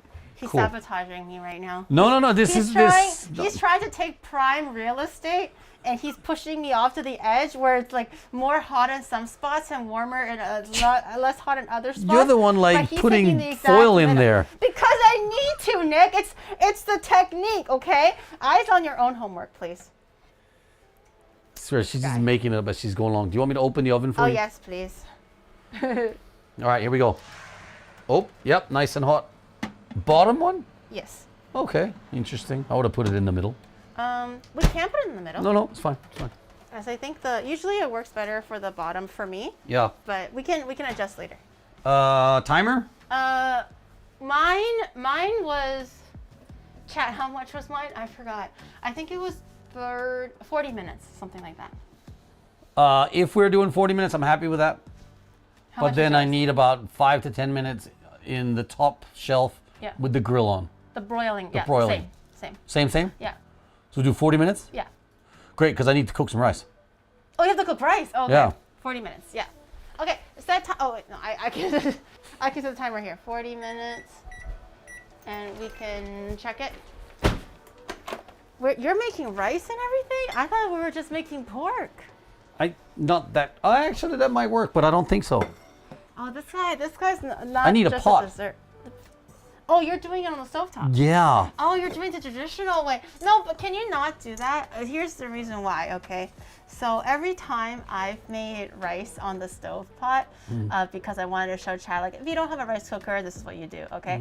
And it's not through any fault of my own. Of course okay? not, of course not. Because now you're in my position, you can see Yeah. there's a lot to handle, right? You're talking to a guest, you're talking to Chad, you're kind This of is making true. sure that, like, things are going crazy, you don't dox yourself, some crazy shit, right? So, like, I might have forgotten the heat and it might have slightly charred on the bottom. So now I'm scared to make rice on the stovetop, but now see. I don't want you to do it either, because why would I want you to succumb to failure like that? You know? Oh, but that's I'm being a not good failure. friend. It's not failure. It's just, it's learning process. You fail by, falling forward.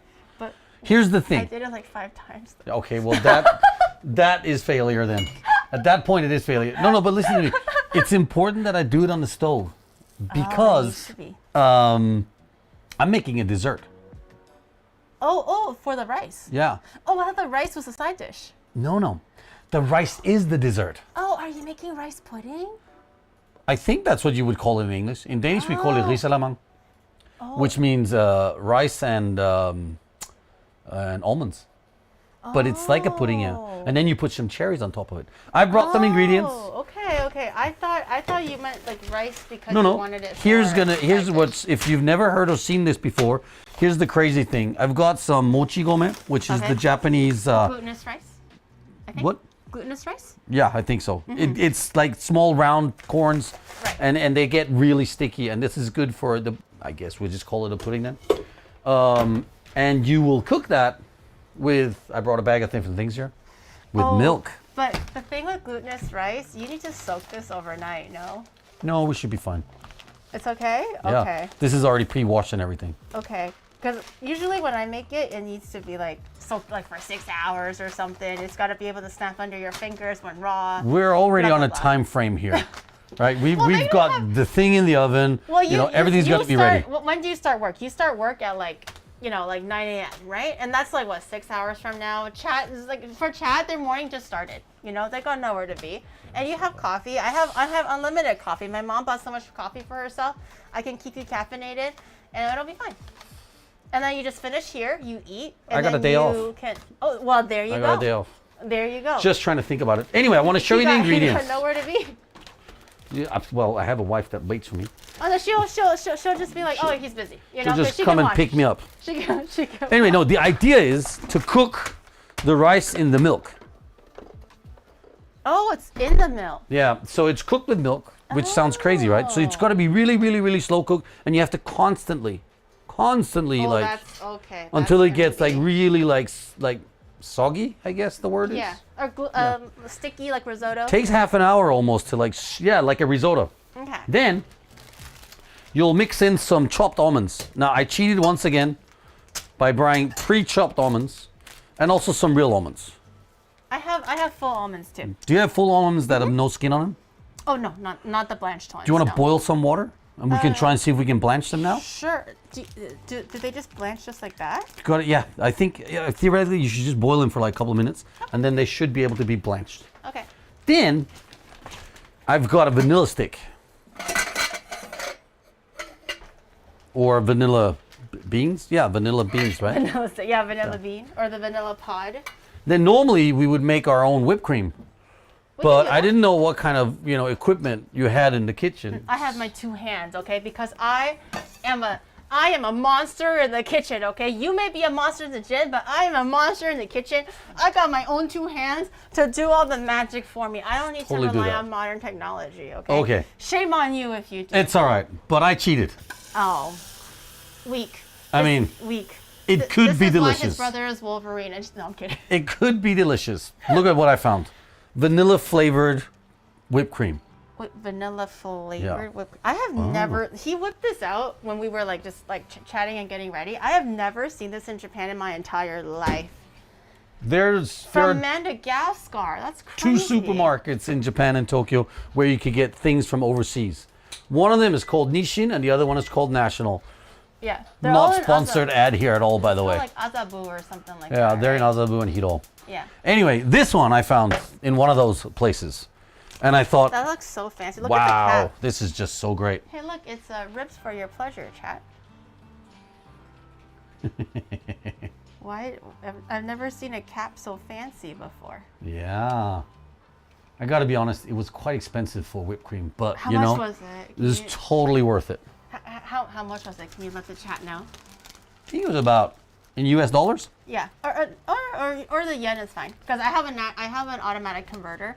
One of my mods made a converter thing for Sure, that is currency. so cool. I would say it was about 2,000 yen. 2,000 yen? Yes. We're getting the good stuff today. Oh, Nick, that's not worth it. We could have just I could have spent like a quarter of that and got really high quality cream and whipped it ourselves. 2,000 yen. Wait. The new creamer thing, but he spent 2,000 yen on this, man. Let the wait. man use this. Okay, here we go. Oh, that's some thick cream. So, that's what it looks like. That's pretty cute. That's thick. that's. Oh, Tonight! is it good? Holy crap, you need to try this. Okay, let me try on this side. Just gonna go over there and try this. This is so worth it. Not $20 worth it. I was- My inner Asian's kicking in. I just want to do I'm this like, and like go all for in. $20, bro. I could have used the actual vanilla pod, boiled the cream down so it's like nice and vanilla-y, added my own like freaking cane sugar I harvested myself and used like 45% fat cream. It would taste exactly like that. Not for $20 though. Too late. I got it, and I also got my vanilla stick. So you've got a pot, right? Have you got a measure thing? Mm-hmm. So the almonds, the chopped almonds, they go in later. If we're lucky and we figure out how to, whatever, boil those is it things. all the almonds? Well, actually, I have extras if this doesn't work. That's out, more but- than enough. That's more than enough. I'll just put the whole bag in and I'm ready here. Yeah. I mean, if we can peel them, a couple of them, that would be awesome. Do you have ice cubes somewhere? Yeah, in my freezer. Okay, I need a measure cup, please. What this? Oh, this has vinegar in it. Let me wash No. this up. This will be the pot I will be cooking in. The rice, is that Yeah, okay? yeah. Or do you need a bigger one? No, I like it. Okay. Actually, it's a bit thin. I have a, what is it called? A Dutch oven, but it's quite big. Yeah, I think, you know what? I mean, we're not, it's just the two of us anyway. Maybe Oni Bro wants to have a taste too, but Yeah. this should be enough. We might have to watch the heat. That was my problem. The pot was too thin, and that's why Yeah, that's the problem, really. that's why it burned. It really through. heats up fast, right? So it wasn't me, Chad. It wasn't me. No. It was the pot. It wasn't me. Anyway, we're gonna kind of wing it. So as long as you have that little measurement, right? You normally do 1.5 to 2 measurements of liquid per 1 measurement of rice. Okay. Oh, that knife cut raw meat. Is that okay? Yeah, because they haven't touched anything. Okay. Yeah. Well, it's okay. okay. As long as you're okay with it. I'm okay. Okay. All right. You're not okay with it? No, it's fine. Do you want me to cut another Well, hole? because it's gonna boil anyways. It's gonna be okay. Yeah, well, I think we're good. Was Oh, that the thing? shower gamba. Oh shit, shower gamba. Okay, while you do that, Nick, have you showered today? They like to bet on if my guest showers or not. Because all my guests are very stinky. So are you stinky today? Not for me, but for my guests, of course. I I'm never had stinky. 2 showers today. Oh shit. Okay. He's not. He's definitely not stinky. So I don't know. I don't feel I'm stinky. gonna keep changing. Oh. I like to shower. Also, I work out. I worked out twice today, so it's like, That makes sense. yeah. Also, I like to do cold baths. Anyway, Cold bath. Oh, yeah. I hate cold baths. I love the cold plunge and try and stay in there for at least 3 minutes if I can. And 3 minutes? Oh Yeah. no. It's winter, kind of winter here in Japan. Like It's getting warmer. it's getting warmer, but last night was kind of cold, right? Yeah, a little bit. So I leave the water in the bathtub with the window open. No. And then in the morning, it's kind of cold. No. Cold enough to classify as a cold plunge. So I do that. Oh, that sounds awful. That sounds really cool, but that sounds awful. So good. It's so good. And you stay in there until you start shivering. Oh god. Then you know you're doing it right. Oh god. How do you not get sick? That's Or am how I you just weak? stay healthy. Look how fresh I am. Can you believe this? By putting you on the verge of like hypothermia? Yeah, it's actually really good. It's really Really? healthy for you. There's so many studies doing it. Don't do the Wim Hof, whatever he wants to call himself. I think that guy's nuts. But actually studies on cold plunges, and like old Vikings have done it for centuries. Damn. I would never. Like when I went to the Sento, I went to a public bath on the weekend with some friends, and they had like a cold plunge there too. But it's not like ice or anything. It's just cold water. I can only manage. This was me in the Sento. They had a little ladle thing just for like cleanliness, and I was hunched over like this, and I was like, oh. I ran into the sauna, and then when I came back, I know like the hot and cold change is good for you. Yeah. But so after the sauna, I was like, and then I ran into the finishing bath or whatever it was. I was fucking freaking out. It was so freaking cold. Oh, that's nuts. All the old ladies were just like, boom, boom, and then they sat in there for like 10 seconds or something, right? That was a recommendation in the actual shower. Oh yeah. And I couldn't dare. I tried to put my foot in there. I Interesting. instantly yanked it out. I could never. Do you have a thing? A little stir stick? Yeah. And then, do you mind if I stand over here? Yeah. I have a spoon. Here. This. Okay, that's really good. Yeah. Dan, can you please turn this on? I have it now on medium heat, and you can adjust later. We want it low. Low? Okay. I think. Yeah. It should be like medium low right now. Yeah, this will be fine. Okay. I think I'm for gonna now. wash this a little bit because Yeah. raw meat is like making me nervous. Yeah, I'm not so fuzzy when it comes to home cooking, to be honest. Yeah? Yeah. I feel like I'm very like. Are you the type where just like if everything is gonna get heated, heated up anyways, you're just kind of like mixing things together? Yeah, I think I'm kind of one of those guys. But talking about cold plunges and like and baths and stuff like that. So I have another story. Okay, let us hear it. Yeah, I thought I would share it. I mean, it's kind of cute. Well, not cute really. I don't know what I say that for. But anyway, so I got invited to Russia once. Okay. So I fly through Moscow.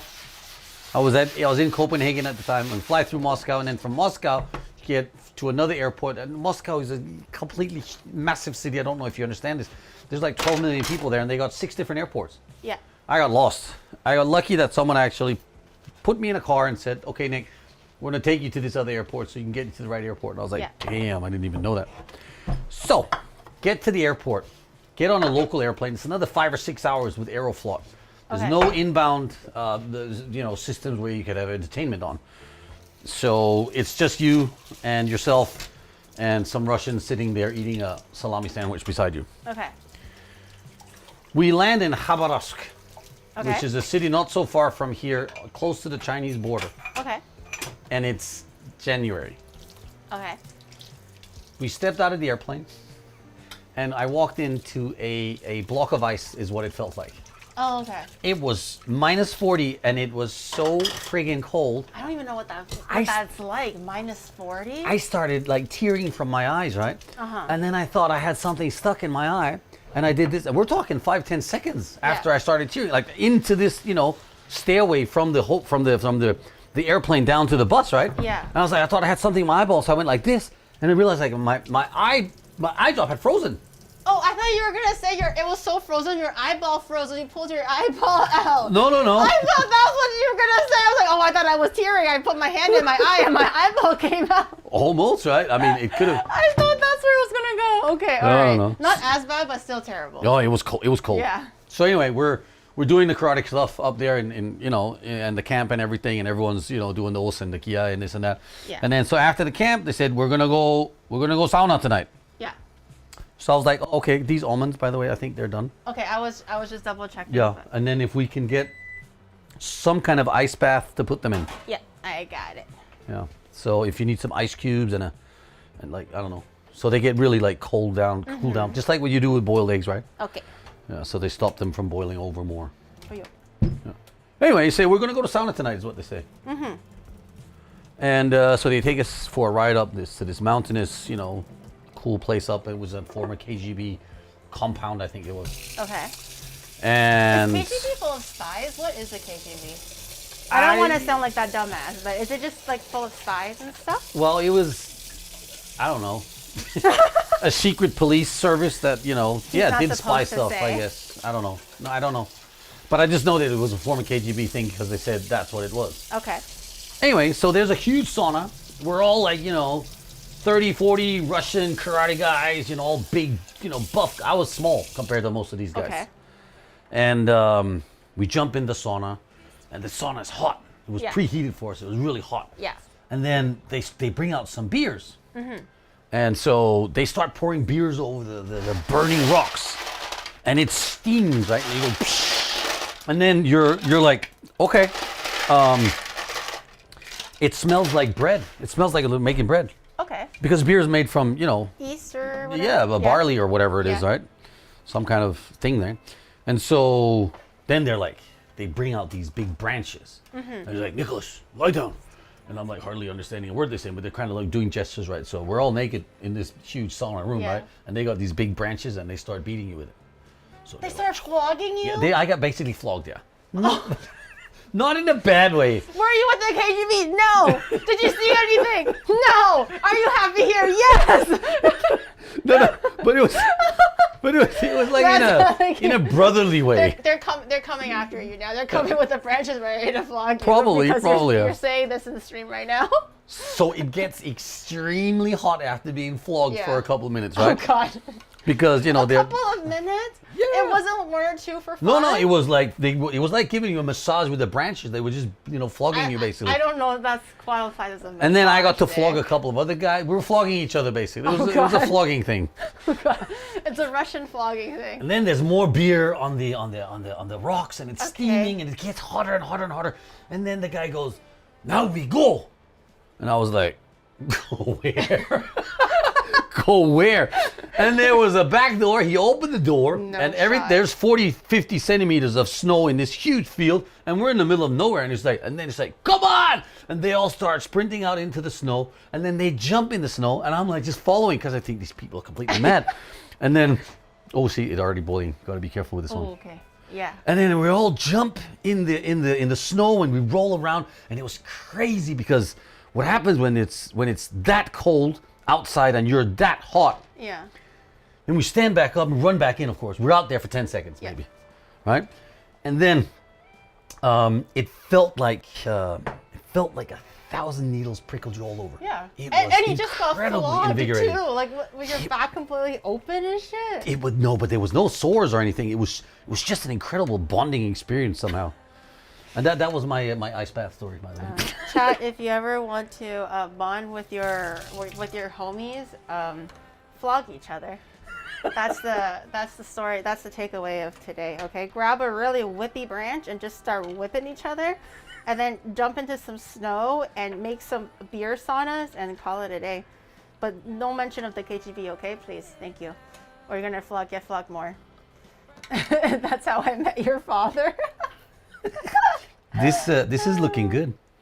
Also, the almonds are really easily like. Oh yeah? steamed, too. Wow, that's really Let working. me just show the chat here. Cool. I'm so excited that's happening. So ice bath, and you literally just like Yeah. squeeze it, and it just comes right out. Very, very easy. I'll show you again if it's like. Isn't that satisfying to do? Yeah, it feels really good. It's like popping a booger. Or a pimple. Sorry, not a booger. Boogers don't pop.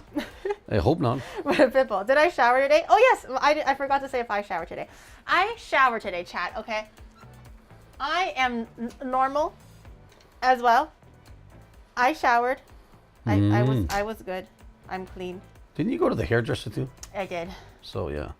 So technically, you must have gotten your hair washed too. Yeah, I got it. I wanted to look normal and not like I just crawl out of a cave. Okay, if I'm a bit worried about this rice because it's supposed to get all like really soft Yeah. and gooey, and I'm not sure it's boiling long enough for it to do that. I think it's because the glutinous rice isn't pre-soaked, so it's not like starchy enough. So now it's only just absorbing the liquids, and then so it's not even to the stage where it's boiling cooking. It's only absorbing the milk. You smell that? Do you have where was the salt you had? The black one right there. This one? The black one, yeah. All right. Need a pinch of salt. It doesn't look like it, and it doesn't look like you're stupid. You're stupid. I'm gonna call Nick, and he's gonna go over there and start flogging you. don't make me chat. Please don't make that a thing that Nick is the flogger. Remember, I was the one who got flogged. But you also flogged them, right? It was brotherly flogging. Yeah. So, but for the chat, it won't be brotherly at all. It'll be terrible, horrendous, torturous flogging. It was bonding on a -40 like winter cold night after a karate camp, and I don't know. They're lining up. They're like, "Yo, me next, bro." wait for it. Then we started drinking the vodka. That's when the real bonding started. Of course. Before I knew it, I was half fluent in Russian. It always cracks me up when like men, or maybe in my experience it's mostly men, but it doesn't have to be just men. But like they speak, they're from a country that speak a certain language, and then let's say they learn English or whatever, right? But they're really shy to speak it because they're like, oh, I'm not good in English, blah blah blah, and they always try to default to their mother tongue. But as soon as you get a few drops of alcohol in them, they're speaking like philosophy theories and like solving quantum mechanics all in English, and I'm just listening, sitting there going like, this motherfucker said that he can't speak English, and now he's fucking like theorizing and saying how like freaking I don't know, man is he and he is man, and she's just going on and on for 3 hours, and I'm like, bro, what is happening? I agree, but I mean also, and then you start singing without knowing the songs and stuff. You just sing along. Yeah. It's true, right? Can you do me a favor? Can you keep one full almond, a beautiful one, and put it on the side, and do not like break it or just like, that's our little treasure. Our little treasure. Okay. I'll explain later why we do this, but this is Danish tradition. Treasure on a little golden pot. Yep. A little treasure. So we'll put that one over there, Okay. and then I would like you to. It's getting better. You can show this. Yeah. Sorry. Where was the camera Show here? this camera. Yeah, it's coagulating. That way. Oh, don't you just want to stick your finger in it? Oh, you'll burn yourself. This is really hot, but it's getting better. I can still feel it's a bit crunchy though. I might like put some warm more milk apple in it pie. and then just let it boil more. I have the milk right here. I took it out.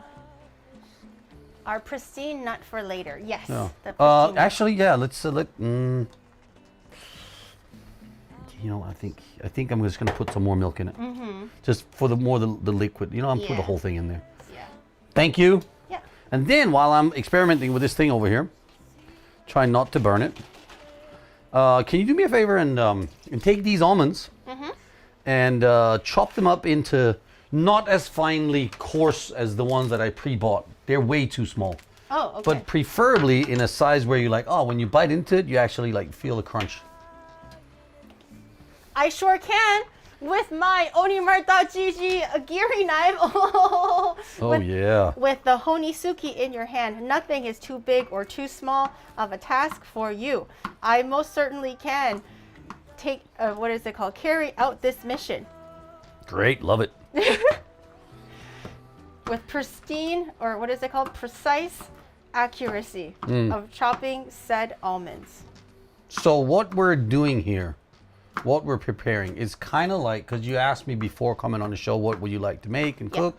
And I said pork belly because I know the first time we spoke about it, we were like, yeah, pork belly in Denmark and pork belly Chinese style is very different. Yes. And it could be fun to like do a cook-off. Yeah.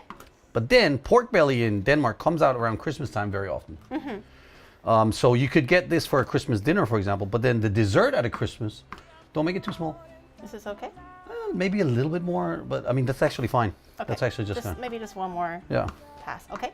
And for dessert, we have this specific risalamande, which is called in Danish. And so it's a rice pudding, basically, with whipped cream and almond. Right. And you eat it at the end of the dinner, clearly, because that's when a dessert comes out. And then there's only one almond in the whole pot. Oh, and you have to find the special Yes. almond. Oh, that's really cute. So whoever gets the one almond, right? So you have to like eat it like really carefully because you're like, you don't want to bite it and say, oh, then someone's going to say that's not the almond. Oh, that's really cute. Yeah. And I guarantee you, one of my parents always had like extra almond somewhere. Oh. Just in case no one got it, because they would like make big portions of Yeah. it, and us kids would stuff ourselves. Oh, and, so like, does she sneak the whole almond to the favorite child? No. Oh, okay. No, but I mean, I thought they were just like. Sure, but there's a point where no one can eat anymore. And it's like no one got the almond, right? And then she'll just oh, I found it. Yeah. Anyway, this is looking pretty good. Now the idea for this one is it's actually cold. Okay. And then it should be cooled down before we mix it with the whipped cream. Okay. When we mix it with the whipped cream, this one now needs to be mixed up with 30 grams of sugar. Okay. So you would clearly take it out of the bag first, maybe put the almonds somewhere else. Yeah. And then slice down the middle of the vanilla stick. And Take the beans out? Yep, take the beans out. Mix them up with, I'd say for this portion, about 30 grams of sugar. Okay. And then when this is cooled down a little bit, it doesn't have to be really cooled down, but a little bit colder than it is now, we'll mix that into the porridge here, or whatever we want to call it. The fresh vanilla bean. We're living the high life, Chad. Yeah. I think I've only worked with like raw vanilla bean once in my life, and I remember distinctly. This was still in Canada. It was $10, and this was like before streaming or anything. And I was mulling over it so hard. I was like that one girl that was like walking back and forth past like the vanilla bean aisle, and I was like, oh, should I do it? Should I not do it? I did it, and I was like, and then I dropped half of it because I got butterfingers, and I was so worried and nervous, no. and I didn't want to cut my hand because you have to split the vanilla bean in half, and it's very skinny, obviously you can see there. And then I fucking dropped it because my hands were shaking, and I cried, and I hate myself. And my whole day was ruined because I fucking, yeah. Okay. Don't cry today if you mess it up. Oh. It was about $5. Oh, okay. So Wait, you're good. An actual bean is cheaper than your vanilla whipped cream. Yeah, whole actually, let me just double check the whipped cream because A whole bean is cheaper than 1 can of whipped cream? There's no way. it is. Actually, it was only 1,000 yen. Okay. So the Okay, spray that was makes it a 1,000 little yen. bit That's not so better. bad, right? That makes it a little Yeah. bit better. Can you turn this on again? Oh, yes. I just want to get a little bit more moisture out of it. Thank you. Let me wait for the heat to go up. I'll keep it. And you want lowest setting? Yeah. Okay. $10. I mean, it's Is that on? It should be like a whisper of a flame right now. Let's see. Yeah. Oh, Yeah, it's working. on, It's working. It's working. Yeah. There we go. For those who don't know, the Nishin or Nishi Azabu or whatever it's called is like one of the few, very, very few international grocery stores that we have in Tokyo. And it is a little bit pricey. They do have a lot of like Western snacks and goods that you normally can't find in a normal Japanese grocery store. So they charge a premium. But sometimes if you're just missing a taste of home and you just want some like, Western something, it's worthwhile to go. But it definitely can be a little bit pricey. I'm separating this bean to get the little eggs out. Yeah. Good job. I wonder who was the first guy that saw this like gnarly ass like dry condom and was like, yo, there's some good shit in there. That's what I always wonder. It's like who looks at a lobster and goes like, yo, that looks delicious. Like the first guy, now we see lobster, yeah, that looks like really good. But the first guy literally saw like a water bug and then they were like, delish. I agree. There are some gnarly things they eat here in Japan, which I just don't understand. Yeah, like what got them to that point? Also, this is how you strip a vanilla bean. I kind of did it pretty quickly, but that's how you do it. Here. Yeah, put it there, and then we need some sugar to mix, and then you're gonna chop it up with the sugar. Oh, I thought you want to mix it in the bowl. No. Oh, okay. Do you want to keep the pod and like boil it in there? We could have. Yeah, it would be a waste if we we're gonna take it out. You Right put now? it in there now if you want. Yeah. I mean, it's fine. We'll let it sit a little bit. Yeah.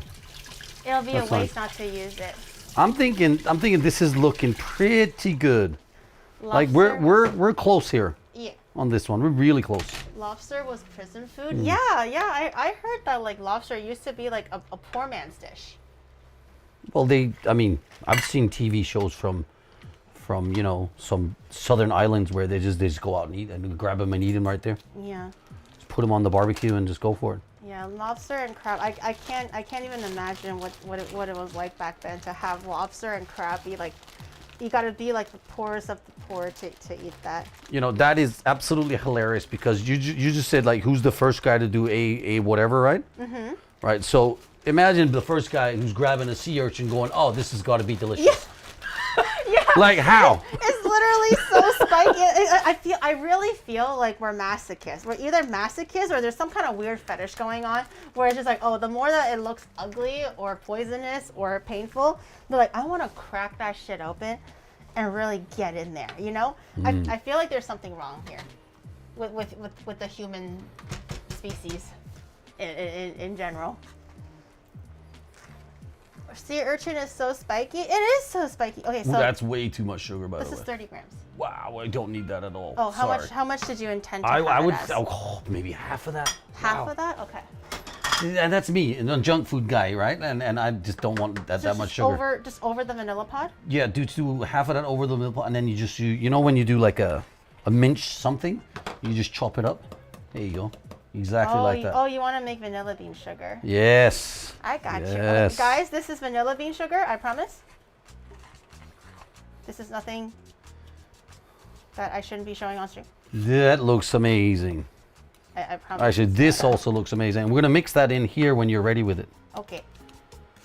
I'm gonna leave the beans the beans in there a little bit Yeah, longer. let it steep a little bit. I feel like it can do no harm. So does that turn off automatically or? You need to push the knob in. The one sticking out. There you go. Nice. Finding it. All right. And then massaging it in. I'm flogging my sugar. Is this how you flog, Nick? Is there a technique after that whole Russian experience? Actually, there was. There's a proper way of doing it? Yeah. How do you flog properly? I'm Well- sure the viewers at home want to know. Well, it wasn't really flogging. It was gently caressing and flogging. Wait, what? It went from hardcore flogging to like, oh no, actually we were just making love, and it was just like we were holding each other, sharing some tears, stroking each other's hair, at the same time beating each other's back with a really whippy stick. Well, I mean, you put it like that. No. It wasn't like that at all, to be honest. It was more like you would caress the whole body from feet up to the neck, and then you would. Does that make any sense? Okay, you gotta show them what you Yeah. just did. Okay, so show from the caressing. So you're lying down, face down, clearly, Right. not face up, okay? Okay, are you sure? You're lying in your stomach, right? Okay. And most of the guys kept their loincloth on. In the sauna, that's bad practice. In Japan, you're butt naked. Yeah, well, I mean, it wasn't one of those things, It's just you could cover anyway. Pussy. And then you could take it off if you wanted. It didn't matter. It was just a friendly. Anyway, so Yeah. they'll do like this. They'll caress your body with the things up and down a few times, and then they do this, just like a ramen shop, right? Where they're like getting the water out of the ramen. Oh. And so then they would do it again, and then they would put some more beer on the rocks, and yeah, it was an experience for sure. Oh. Nothing to be, whatever about. It went from something like so scary to something Yeah. funny, and then to something really sensual. I mean, if I'm not gonna say that out loud. What I was thinking, just no.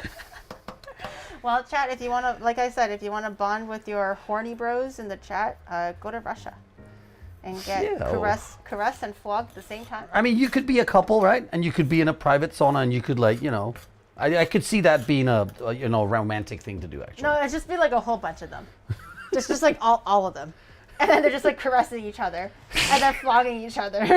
And everyone's flogging everybody. Yeah, yeah. This is massive flogging. And then they just hug each other. They shed a few tears. They bond a little bit. Drink Do some beer. primal screaming, maybe. Yeah, you know, yeah, get like the I feel like they you know. need it. You know, I feel like if they watch VTubers as their pastime, there's got to be something else to like release their pent up energy. Primal screaming. Yeah. That's a thing. You know, I don't love it. know. I gotta say though, this came out very well. Okay. Is there a way for me to cool it down? Oh, actually, let's put that in there. Sit in an ice bath. I'm gonna take then- these guys out and then we'll mix in the sugar so the sugar melts. Okay. Did I do a good job with the sugar? I think you Chat? did a fantastic job. I'll show chat what Yeah, I did. that is a great job. I'll zoom in on my sugar. Okay. Where do I toss these? Just over in the bin? Yeah. Who needs vlogging when you can vlog? Oh, there was a joke there. I knew someone was gonna get it. Yeah. All right, let's do it here. Okay. How are you gonna? Yeah. And I'll just constantly stir.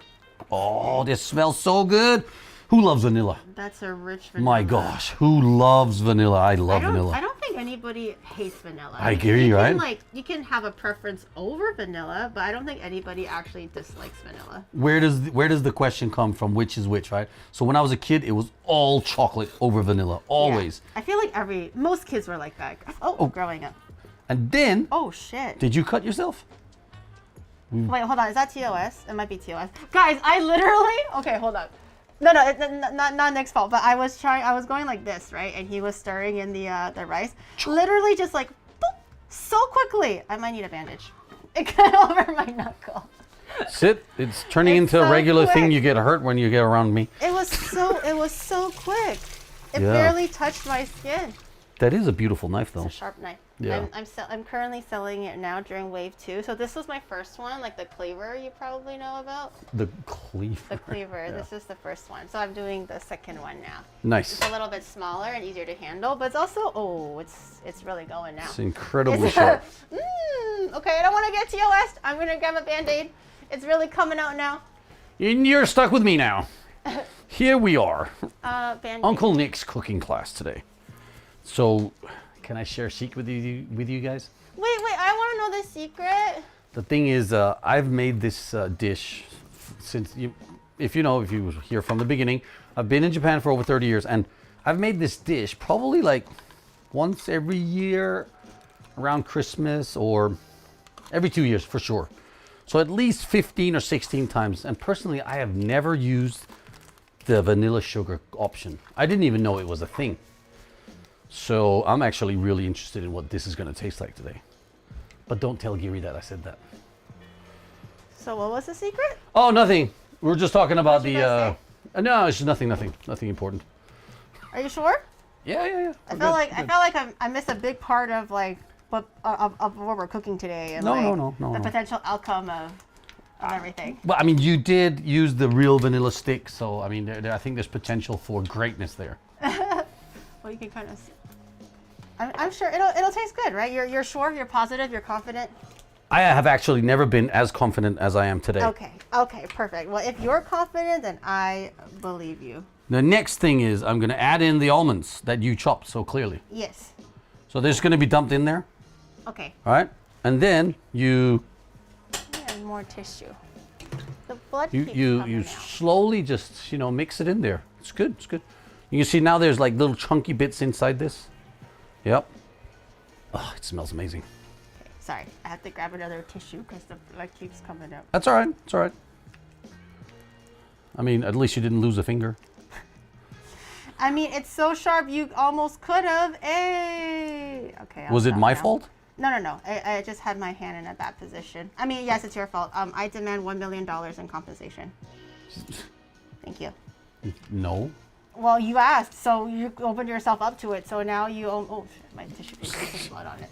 You now owe me $1 million in compensation. Well, what if you potentially bled into this and I'm about to eat it, and then I get whatever you have? I got no cooties. How do we know? We'll test. I got no cooties. Trust me. Okay. This I would prefer if it becomes cool. Okay, I have. We could put it in the freezer. I have a water bath thing. Yeah. We could also put it in a different bowl. So I got this thing. What do you reckon? Should we put it in a different bowl? I can fill it with cold water and some ice, and you can just let it sit there. Sure. Will that balance well? Do you think? Not really. Oh, That's why we put it in a different bowl to start off with. Okay. Or just like, what about this one? I can decanter to this. We have proper mixing bowls. Okay. We don't have to use the regular ones. Well, we could do an ice bath with this and this. That would be the one. Teamwork. Yes. We should check on our meat. Yep.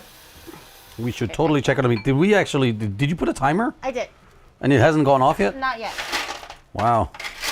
Well, I think I did. What did you put it for?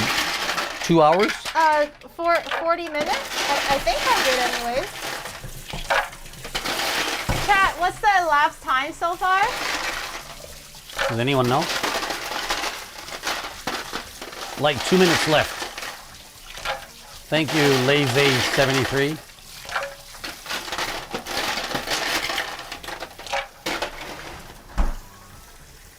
Yeah, I hear it now. Literally just went off. Okay, Yeah. Do you need to cover this so it doesn't have a skin over it and stuff? No, just let it cool off basically. Ooh. Okay. That looks great. Okay, you might want to check on both our meats actually. Yep. Let's take a looky-loo. I'm just rinsing that thing. Oh. The rice isn't burnt. Shut the fuck up, chat. Okay, it's different. It's different. Okay, his rice is like a different. It's a different process. It's not exactly the same. Well, the one that I make is way more complicated. Okay, and there was like a lot more techniques going on. Just everything was going crazy. Okay, you don't understand. You don't understand, chat. Okay, it's difficult. It's different. I can take it out. You want to take it out and have a look at it over there? Yeah. Oh, it's not done yet. Yeah. Do you want it to just generally cook a little bit longer, or? Oh no, it's cooked fine enough for me. Okay. But oh my god. I want to grill it. Yeah, yeah. I just wanted to take it out so chat can see. Yes.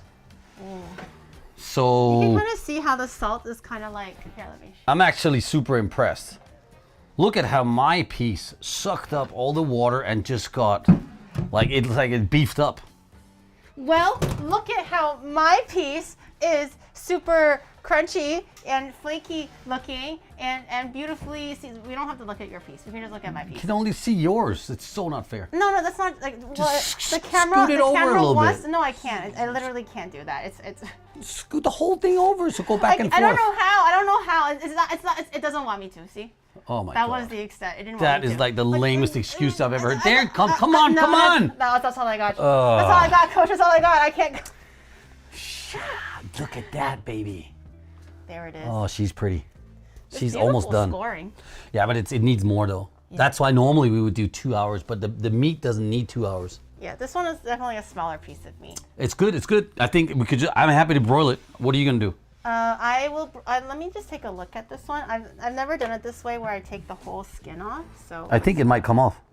Oh wow, that is cool. It actually worked. If you can. Okay, it's a little hot. Hold on. Do you need a spatula or something? No. I think hands should be okay, but I'm gonna use just another rubber glove. I can't believe how excited I am about seeing this. I'm actually really impressed that it just formed into like a giant block. That's like the perfect yeah. That is just, it's the way it's supposed to be done on this one, I guess. Oh yes, yes! Look at that. And the salt just comes off. Huh? That's so interesting. I learned something today. It kind of looks like a cracker, like a biscuit or something. It does. Ooh. Okay. So I think I want to get some. Oh, we don't have any more paper towel. I might need to use some kind of paper to blot off the excess oil if there is. Yeah. Oni bro, do you think I can use tissue paper, or is that going to be like kind of weird? Weird sound, strange noises from the back there. Is that a no, Oni bro? Is that a yes or a no? I mean, depending on what you're willing to sacrifice, you could just. I think the tissue would be fine. A tissue paper? Yeah, just like roll it into a little ball and then just like dab it. Are you sure you're not sabotaging my pork? Still strange noises going on in the background. I'm not quite sure. Very creative with his mouth. Yeah. See, that's just fine. Oh. Nope, that wasn't fine. I won't hold it against you. It's like kind of like. You got to be super gentle and quick, I think. Yeah, I think you have to like kind of go like that, and then I'm gonna poke some more holes, just in case. I'm only doing this because I want to make sure all any built up like fluids and stuff are like removed, because that can.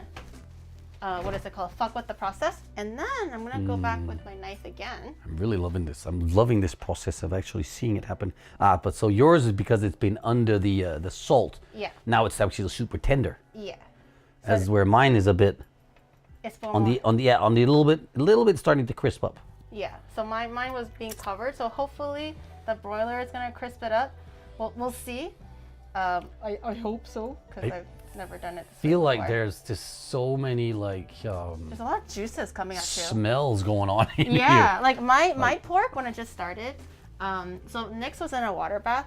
Mine didn't have any Liquids at all. liquid at all, but a lot of the fat and a lot of the juices are rendering out. But it'll once we let it rest, when it's finally over, we'll like let it reabsorb and hopefully it'll be nice and moist. Okay. So we're gonna broil it, right? Yeah.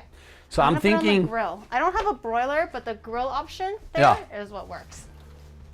Let me switch this back. Okay, so there are two settings. So definitely put it on the top one. Okay, yeah. Yeah. I'm gonna do grill. Kuriru. I'm ready for 5 minutes at least. Okay, it's heating up. Yeah. I'm probably thinking this could probably take 7 to 10 minutes, to be honest, but we should check 7 in to 10. every couple we can minutes. set it to 5, Yeah. and then we can see we can see how it goes, and then we can make our side dish. So we have some dessert and veggies. Was this to my go with cup from everything. before? Yeah, I washed it. All right. Oh, okay, thank you. I'm just gonna use it again. Is there anything else that you would like to make at home, or anything like that when you're cooking for yourself? Or what does Angela like to eat? Enough about you. What does Angela, your wife, like to eat? She eats what I eat, basically. This is not true. So she's half Colombian and half American. Ah. And so and her father grew up in Italy. So there's like all these different Multicultural. cuisines that super influence her. So she loves obviously Italian food. She makes a mean pasta for sure. And then there's all the tacos that she loves. Yeah. And then there's, my influence, which is like, the roast and the roast beefs and the meat and stuff like that mostly. Well, that's a nice fläskesteg. See, that's a Danish Viking. That's from Anders 28. Hvordan går det? Jeg håber du dansk. I just thought I'd throw that out there. What did he call about my mama? Flæskesteg. What did he say about my mama? Flæskesteg. I can't believe he called my mom ugly. She was such a nice woman too. I can't believe he called my mom ugly. Yeah. Yeah, and there's another fläskesteg. So see, now they already know what we're talking about here. This is tradition. This is as famous as yours. But And I would say mine is a little bit more famous. Maybe because you only got 1.4 billion people. No. I'm pretty sure that everyone knows Chinese roasted pork, right, chat? Right? Everyone knows the big chilling, likes the big chilling. No. Oh, that's good water. Do you want to try my secret vinegar concoction? Yeah, absolutely. I don't have to put alcohol in it. I can do it Nope. on non-alcohol. I actually do a lot of apple cider vinegar in the morning, so I'm okay with vinegar. It's like yeah, almost like kombucha, but this is like beauty vinegar. beauty vinegar. I make it a lot for like my 本当だ。 visitors and stuff. In Japanese, it says bisu, which is the kanji for pretty and vinegar. Beautiful vinegar. Beautiful vinegar. Like it. So wait, we have to wait for the grill to heat up? Yes. It's a little bit, it's messing with my pork. Oh, is the rest time too much? Your pork can't handle the rest time? Your pork is that delicate that it can't handle I hear the grill is ready. a little bit of rest time. This is why, chat, my pork will be the one that reigns So supreme. Because my pork is not sassy and temperamental like his pork, okay? My pork grew up from the slums, okay? It can take anything you throw at it and it'll succeed, okay? Not about the ideal temperature and all that nanny stuff. Whoops. Oh. How do you start it? Oh, you can press start, I think. The beep button? This one? Oh yeah. Oh, it's not ready yet. 2 more minutes. But it's okay. Yeah, It'll I just keep wanted to again. get it in the heat. Yeah. You know, my sensitive pork belly. My fläskesteg.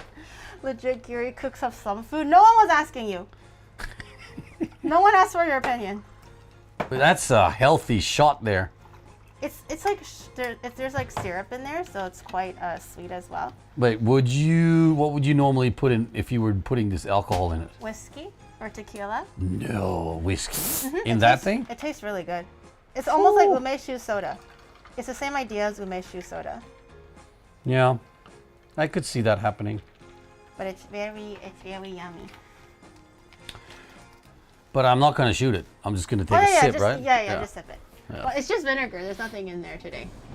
Well, I'll just be honest with you guys. I mean, if I wasn't driving the car, I would totally do it. But I am going to drive home at one point.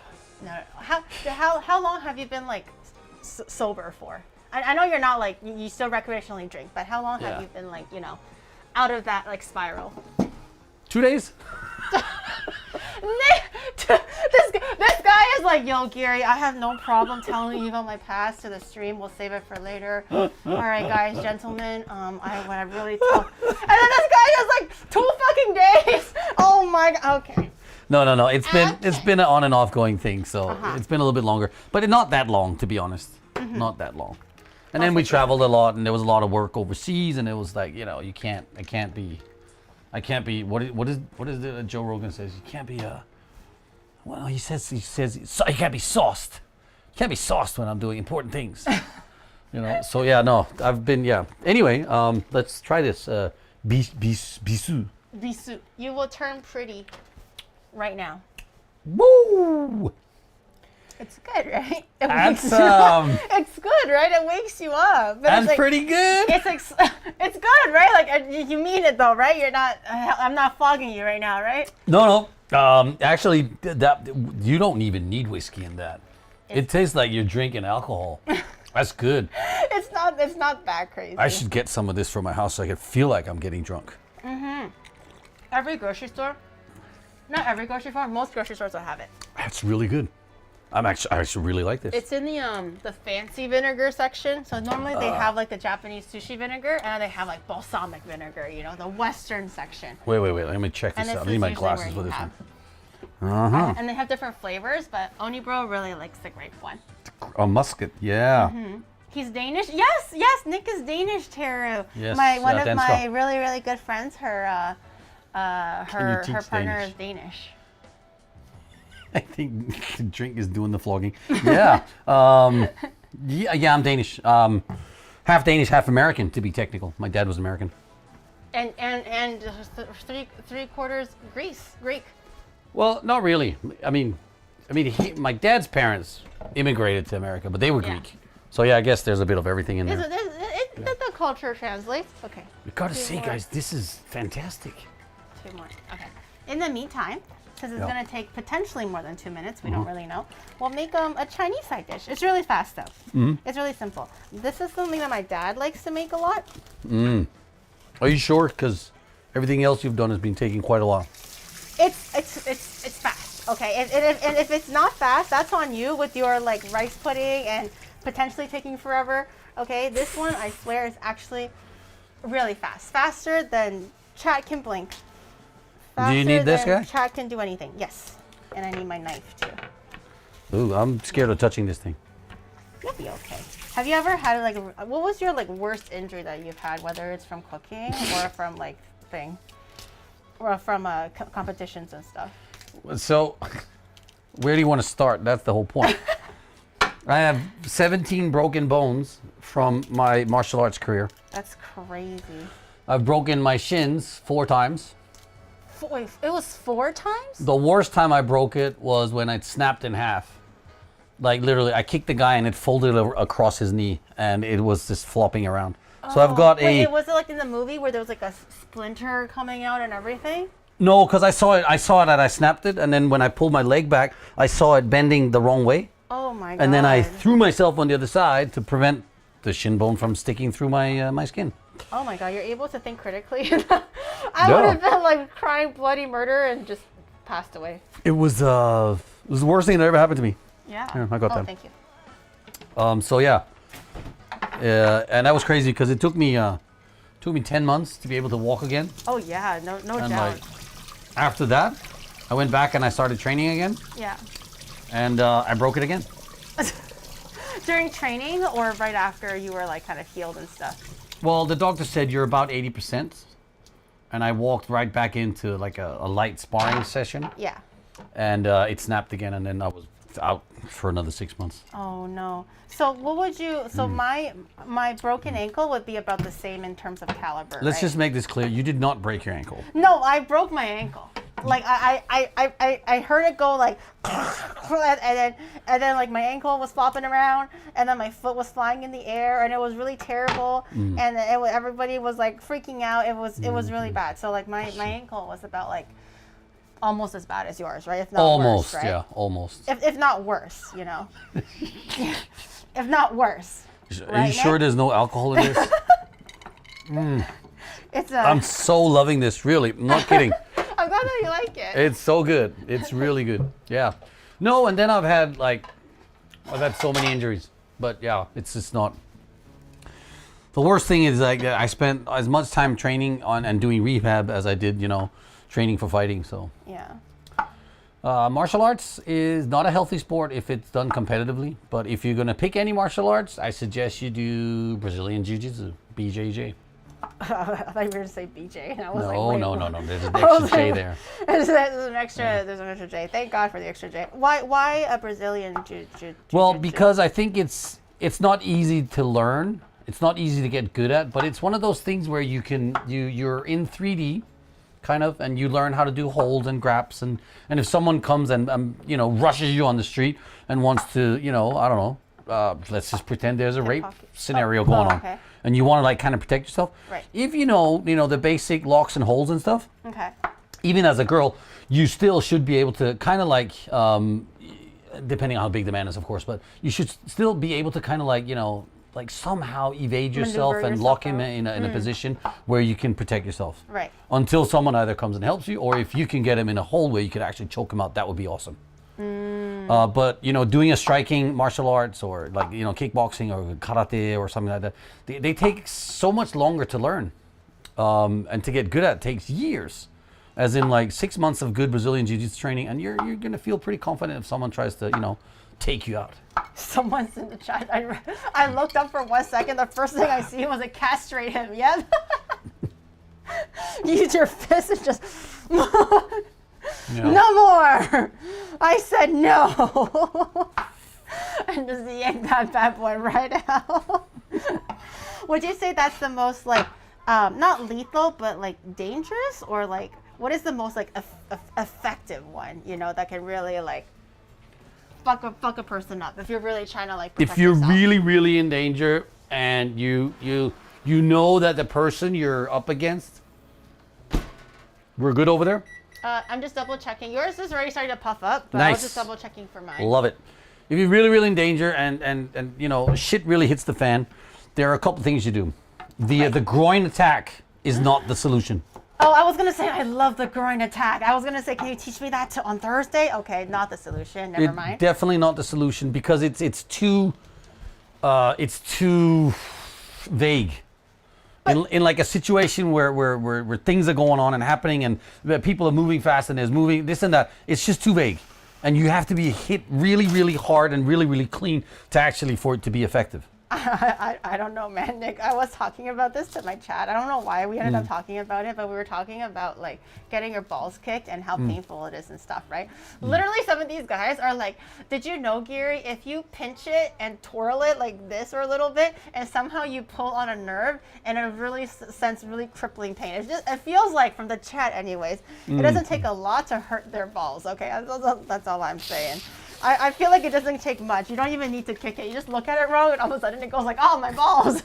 Well, I mean, I've done martial arts for 30 years, so it's like I've actually had quite a few times where I got accidentally Oh, kicked. no, your giggleberries. And so it can be painful. It can be really painful. Yeah. But also, even in 30 years of martial, there's not really a one time that stands out where I go, oh wow, that really took me out. Really? Yeah. So, what I would say is I like always the felt like most balls effective is thing the is most tender. it's not really. Really? Like, what would you be more afraid of losing? There are other balls in your body. But like for girl, I know we don't have balls, right, for a girl. But if, for example, when you're okay, for example, this definitely never happened before in real life or anything like that, never. But like, for example, hypothetically, you were on a seesaw and then the person on the other side got off without telling you, and you're just like, okay, what should we do next? And then they just left, and then the seesaw, or they just sat on it, and the seesaw kind of went like up, and then they didn't know, and I was just like smiling through the tears because it really hurt. You know, hypothetically, that never happened to me before. Yeah. So that's a great point, right? But that's like a perfectly, strike. No, I was talking about the eyeballs. Oh, okay. That's fair. But I thought head and above, not head No, and we're above, talking but, in like, a eyeballs life-threatening situation here. Okay, gotcha. So if you really, really, like, shit's about to hit the fan, you're either going to get killed or raped or something. Yeah. I mean, I would... Oh, God. Oh. Oh, okay. Everybody is fighting back. I would suggest very humbly to somehow play along and play on the character of whoever it is that is attacking you, and try and become like a submissive servant kind of thing, and go, calm the person down a little bit. Take their guard off. Take their guard off somehow, and then with your thumbs. This is going to be very graphic. If I'm overdoing it, I'm apologizing for now. This is very, With your thumbs. horrific, adult talk here. But you could grab the head and you can squeeze your thumbs in through the eyeballs. And I guarantee you, if you have nails, any kind of nails, even men's nails that haven't been cut in 2 days, is good enough to really eye gouge someone. And if you do it, the only thing I will say to you, you have to commit to that 100%. Because if you do it half-ass, this person will get so infuriated, it would be the worst thing that could happen to you after that. So make sure if you do it, you're going all in. You're going for the kill. Oh my God. So do you actually just pull it out? Like, how do you go all in? How do you finish the strike? You go as far as your thumbs can go in. Oh my God. We're talking life and death situation here. Just sorry. Oh my God. And I told you it was going to be very graphic, but I mean, if there's a point in your body that is worse than your groin area, it is definitely your eyeballs. All right, go for the balls, chat, but not the down under. Go for the one that's on top. So, hey, we want to hear a true story here. Okay. So I was in a actual professional fight. Okay. And I was told to fight the guy dirty. Really? In a professional fight? I thought that's not allowed. It's a very dirty sport. Okay. So I was told to fight the guy dirty. I was told to kick him in the balls. The guy was 6 foot. Okay. 6'2" maybe. Right. 125 kilos, which is like 270 pounds. Yeah. And I was, 5'9". I still am. 5'9". And Oh, we're the same height. 200 pounds. Okay. Yeah. Yeah, your eye height and my eye height is kind of similar, so that I believe that. And they told me to fight him dirty. Yeah. And I'm like, I don't even know what that means. Then they say, well, just go in there, kick him in the balls, whatever it takes to take him out. And I was like, I don't understand this. I'm not that Karate Kid that came in and wanted the wax on, wax off experience, and now they're telling me to go in and fight some dude dirty. My coach at the time looked at me and he said, look, Nick, it's okay. You can choose to do it or you can choose not to. It's up to you, man. Right. So the guy's so big, I'm struggling. I'm in the fight. And at one point, I'm like thinking, I'm just going to try and kick him in the balls, see what happens. I mean, Just to see what happened. because he was pounding me, right? Just he was pounding you too. Oh man. All Yeah. over. He's like, Oh man. Oh, I'm so bad. sorry, Nick. Oh man. Some of the chat might like that though. Yeah. But, There was a bit of flogging and some Sure. pounding there. Oh yeah. shit. Damn. And That sounded so- like a good time. That didn't sound like a bad time. That sounded like a great time. So I'm really trying to do whatever I can to get through this fight. And I was like, I'm just gonna try and kick him in the balls. I tried, and I missed. Oh, and, oh no. And he knew I tried, Oh. so he just got more angry, and it was a bad fight. Oh, you got fucked up. Oh yeah, that was Oh. my second or third professional fight. It was bad. It was Oh bad. no. Yeah. So how often are you asked or forced to fight dirty? Because I didn't know that. Only that one time. Oh, okay. So Yeah. it's not a common thing. No, but it is a thing, unfortunately. Oh no. even in like a professionally like rated or monitored fight, that can happen too. This was on primetime TV, so yes, that was a monitored fight. Oh shit. Yeah. I thought it was all like very strict rules because fighting can be life or death. Like if you're The company that was like putting on these fights were called Fighting Entertainment. okay. So whatever was entertaining, they would strive for. Unfortunately, I didn't know when I joined up for it, but yeah, it was what it was. That kind of sucks. Did you ever at one point like regret your fighting career or like go like, oh damn, why did I? Maybe once during like a bad injury or something. Did you ever? It's a good question. I think I regretted it.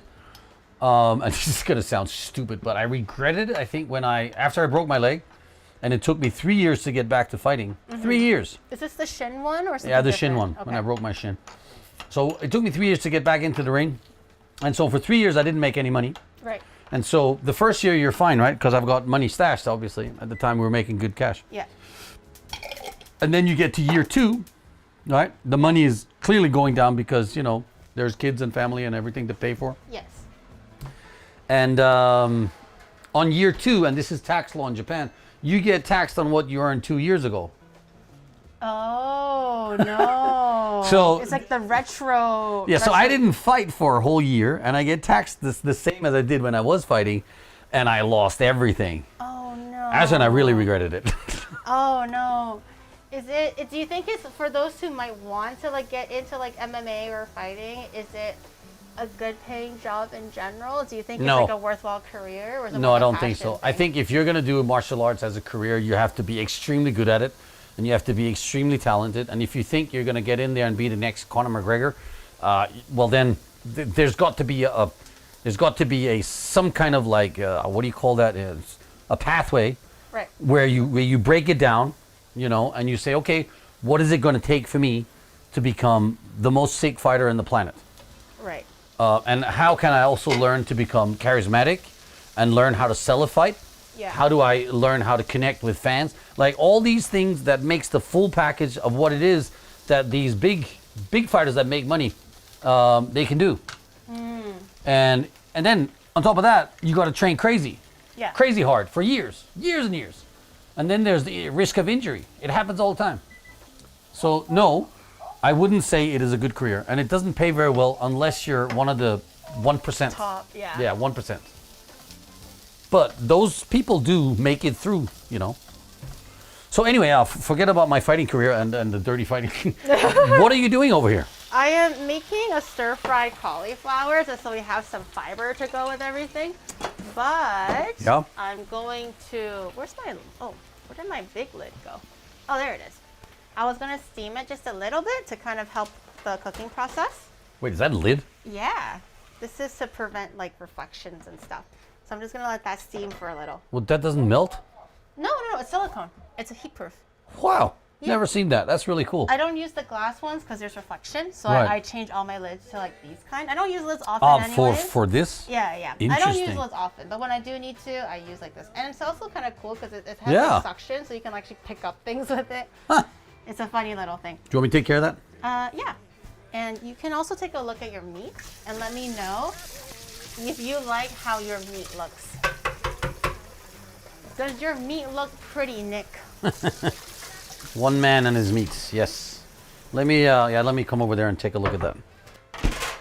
Careful. Oh yes. Oh yes. Oh God! Oh, I just spilled like some fat and oil in it. I'm done. Let me move this.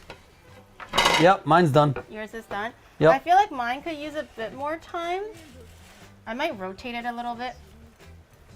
And also cover it up. All right, chat. that! That is a fliskestai. Stop! You can take mine off that thing and you can put yours back in if you want. Oh my God. Yours looks really good though. Yeah, that Yours- came out really well. How did yours puff up so quickly? It's the water bath. You see? Wait, but the water makes the skin puff up too? No, it's because I whatever I did.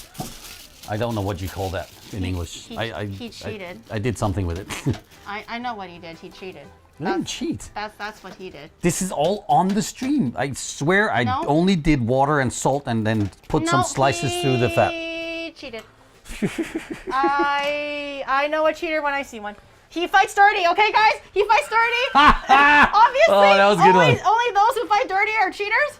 Okay, it's not me. It's not me. He said it. Only did it once, and it didn't work, by the way. All it took was once. All it takes is once to be a dirty cheater. This is so true, and so not true, by the way. Yeah. Anyways, No, it's so true. she's back in the oven. You know, clearly her meat takes longer to cook than mine. Because my meat is more delicate. That's why. Different styles, for sure. I'm loving this, you know, I'm loving this bake-off or whatever you call it. Cook-off? Cook-off? Yeah, cook-off. Was there like at any point in your career where you were like, fuck, I made it? Like, I guess outside of the K1, I suppose, but or was K1 like the peak of your career, the pinnacle, where you're just like, damn, I did that, I succeeded, or like I made myself proud, kind of thing? Well, winning the Grand Prix, the Japanese Grand Prix in 2001 was definitely like the moment where I was like, oh, okay, I went from being Nicolas Pettis to being Nicolas Right. Pettis. Okay, yes. Like really, oh wow! Now there's a persona that people know. Yeah. We had in Japan on Channel 4, we had 48% ratings on TV. Okay. 48%. I'm not really sure what that means. That means that's about 80 million people were watching that fight. Okay. Oh shit. Okay. Yeah, so that was pretty nuts.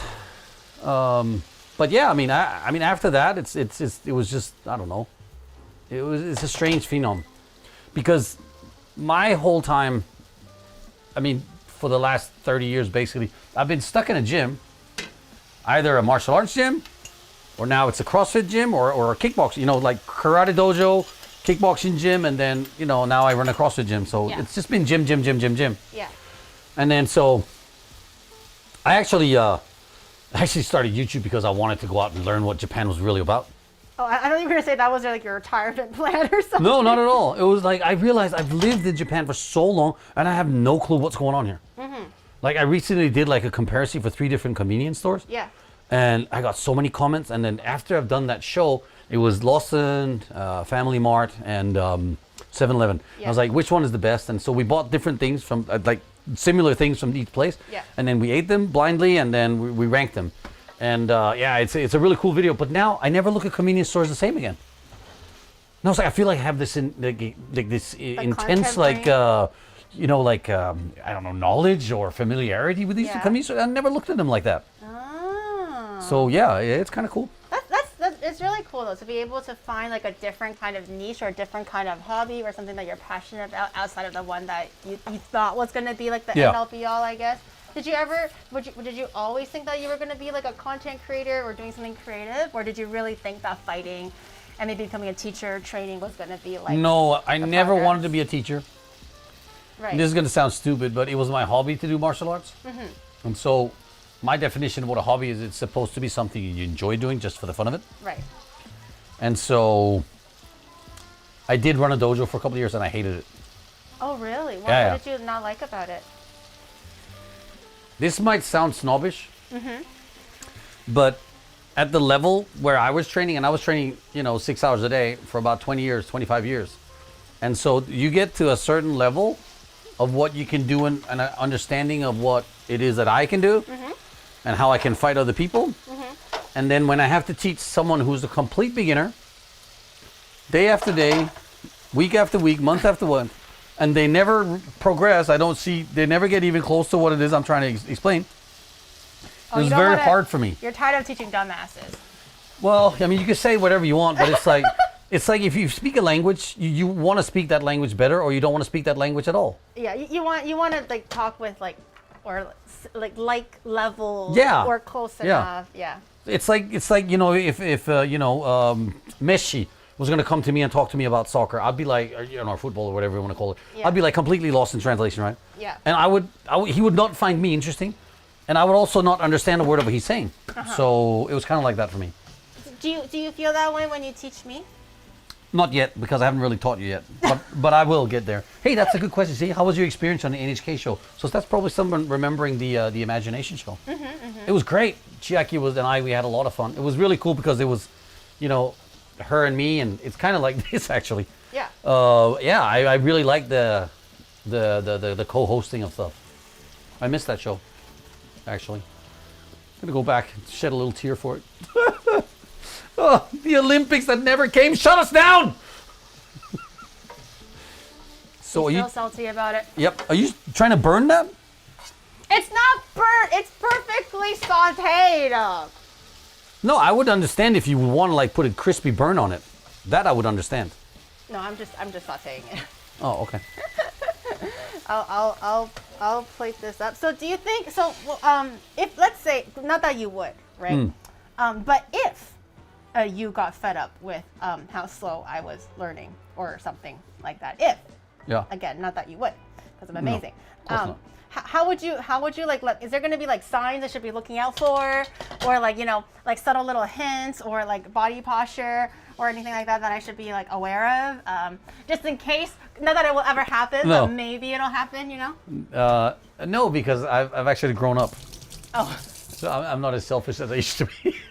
he's more patient now. This is true. It was actually teaching CrossFit has made me incredibly humble in that sense, and being way more patient than I was back when I was younger. So obviously, like people in your gym probably aren't going to be watching this, okay? Because they might probably be. You don't never watch know. VTubers or whatever. But like, is there a particular student you have that's just like dumb as bricks, and you're just like, dear God, please get me out of here, and like why are they here right now? Like you wanna like shit on them? Oh, look at me scratching my beard. just a little bit. Is there any names, like, because we don't know them? It can be like this person, Amanda from fucking God knows where, No, this is fun.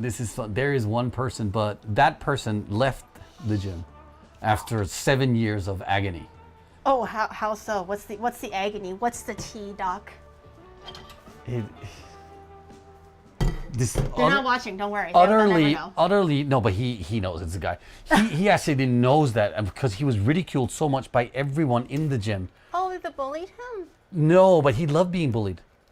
He wanted to be bullied. Don't say what I don't want. Chat, whatever you're gonna say, shut up right now and listen to the story. He wanted to get flogged. Okay. And he loved being bullied. It was I can't relate, but okay. Hilarious. It was so bad. He never wanted to learn anything, and he was destructive, and he was obnoxious. He was always late. He would leave early, and but he would always pay. He'd always pay up front. I'm gonna pay for these classes, and I was like, okay, we'll take your money. But if I had been as mature as I am now, back then, he left over a year ago, 2 years ago now. If I'd been as mature as I am now, I would have had a talk to him more than the one I already had with him several times, and I would have literally told him that he's not a fit for my gym. So I would have retired him. So he was a bit of a class clown kind of. Class clown. Put himself in front of the situation. And very disruptive for environment, for class environment and everything. Okay. So yeah, if someone shows up and does that, I have the courage to now say, look, nope. I'm definitely not a class clown, chat, okay? Whatever you guys were saying in the chat earlier, listening to the story, okay? I'm not a class clown. I am respectful, I think.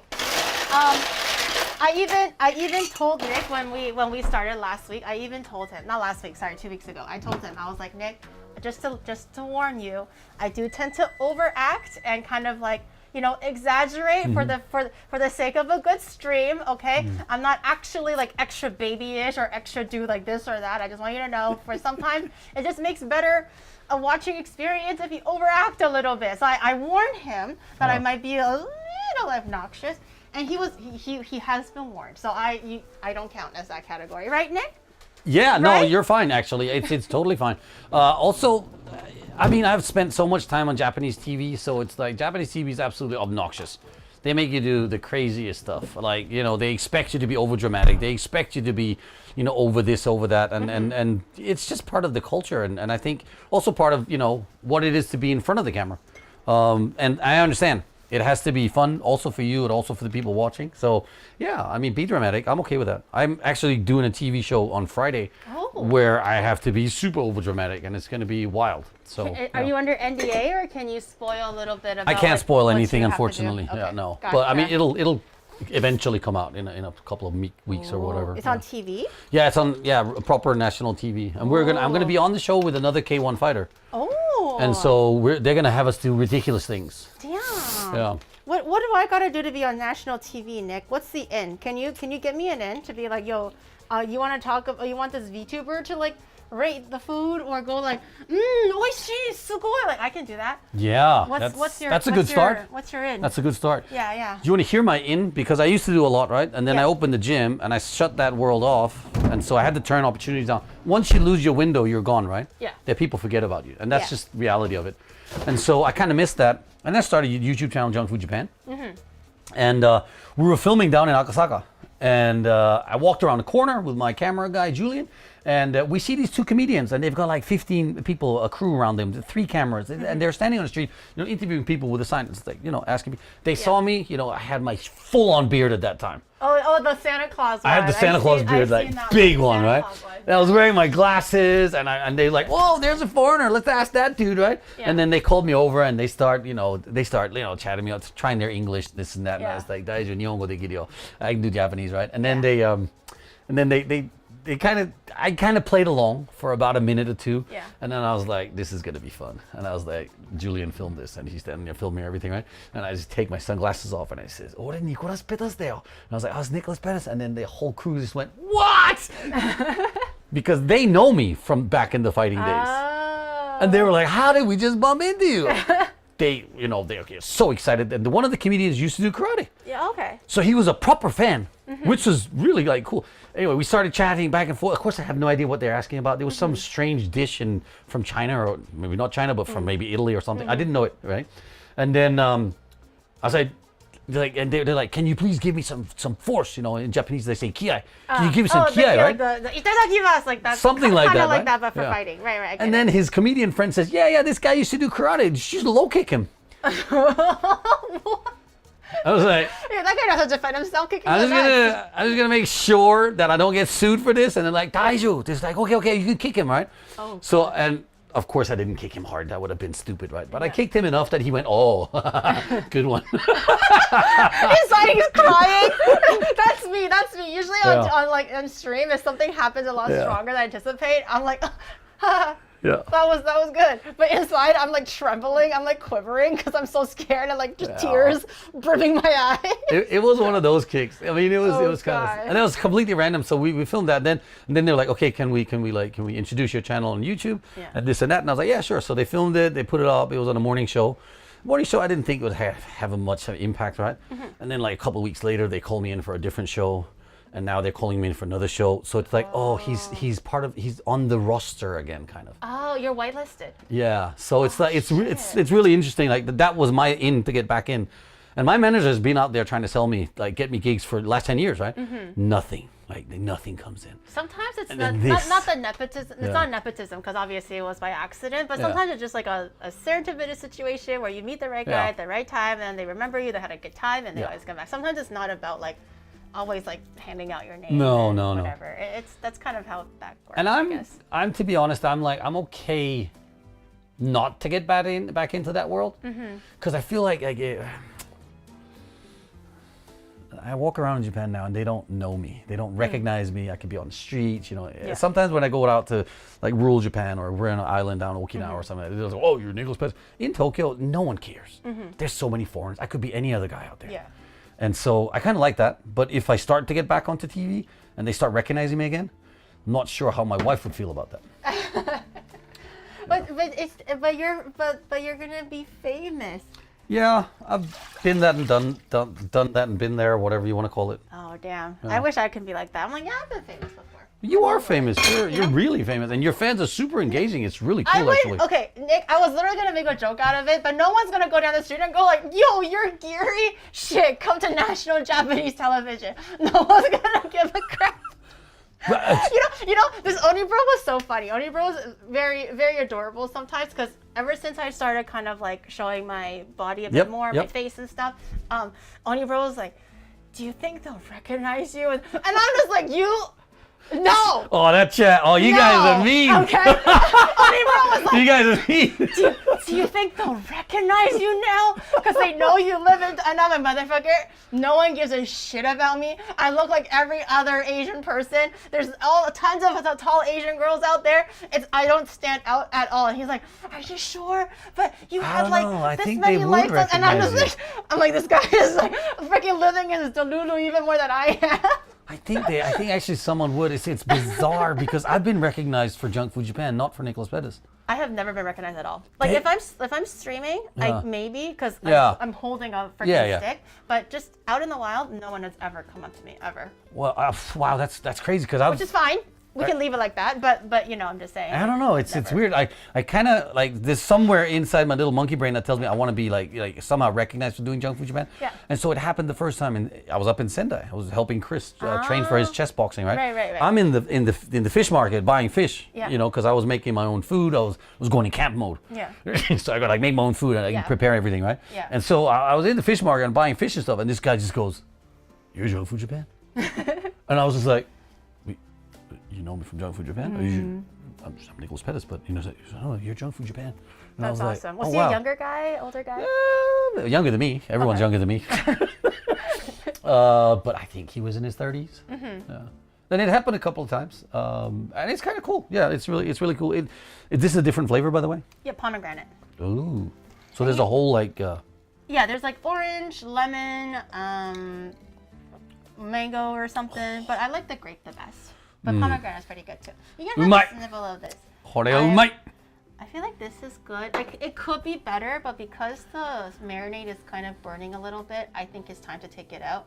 Normally, it would be a lot more like I'm gonna do the spoon test. Popcorn-ish. I'm gonna do the spoon test. Okay. We'll start with mine.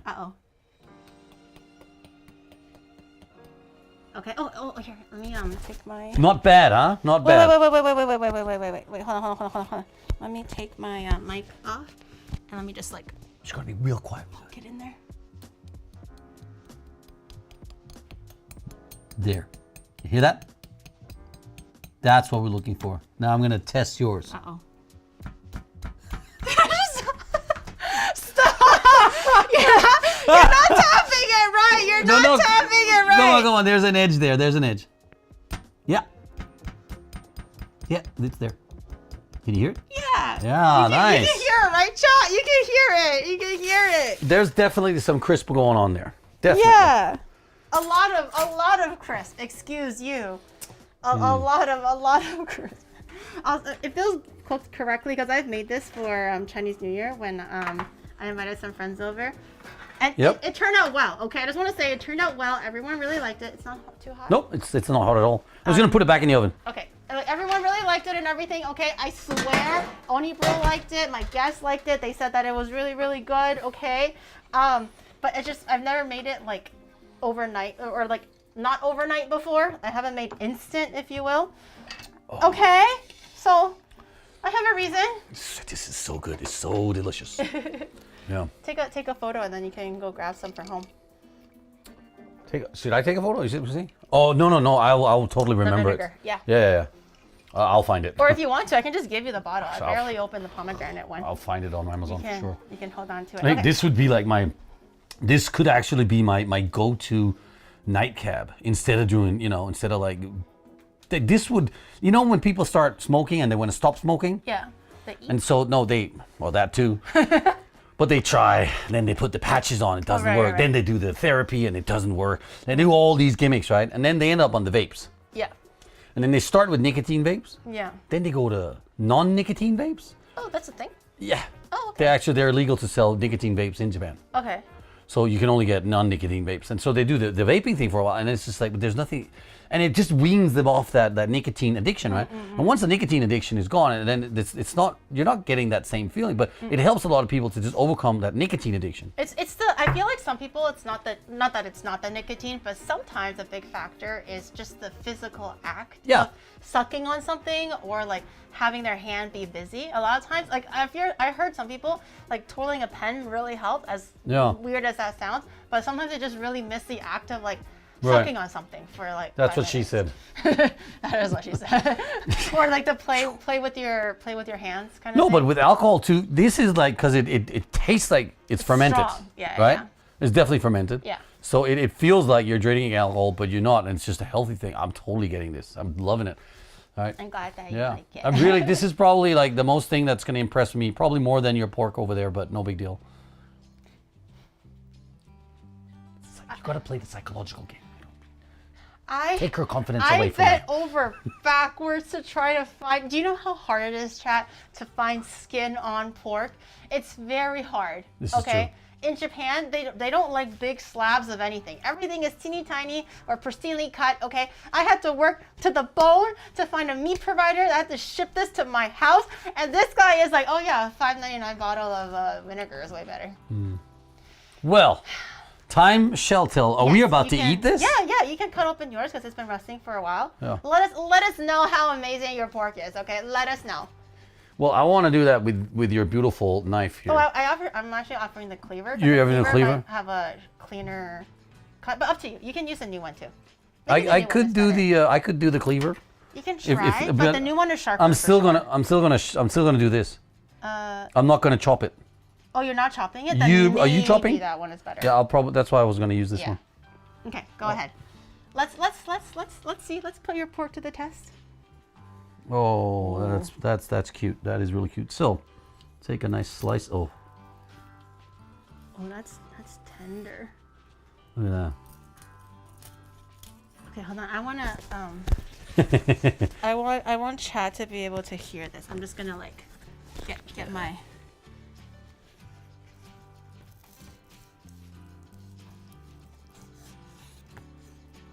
Uh-oh. Oh, this is a nice knife, by the way. Not kidding. Here we go. It's so juicy. Yeah. Can you cut this piece in half so they can hear like half this way? So Wait for that. I'll do one more. Okay. So juicy. So, and then it goes here. Are you ready? I'm just moving. I'm just centering the camera a little bit. Mm-hmm. You ready?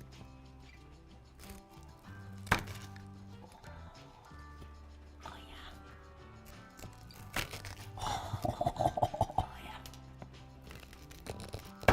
Oh yeah. I literally was just like, oh yeah, get in there, oh yeah. That was me for like the last 5 minutes. Do you want to try it? Yes, I want to try it. I'll have the little piece, and then Onibro can have a piece too. Itadakimasu. Exactly right. This is how we do it. Junk food Japan style. 3, 2, 1. Itadakimasu!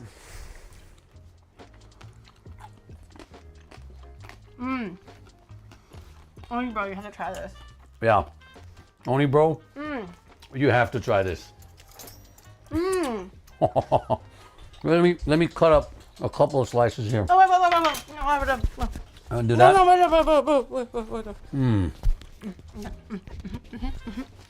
I'm gonna go all in here.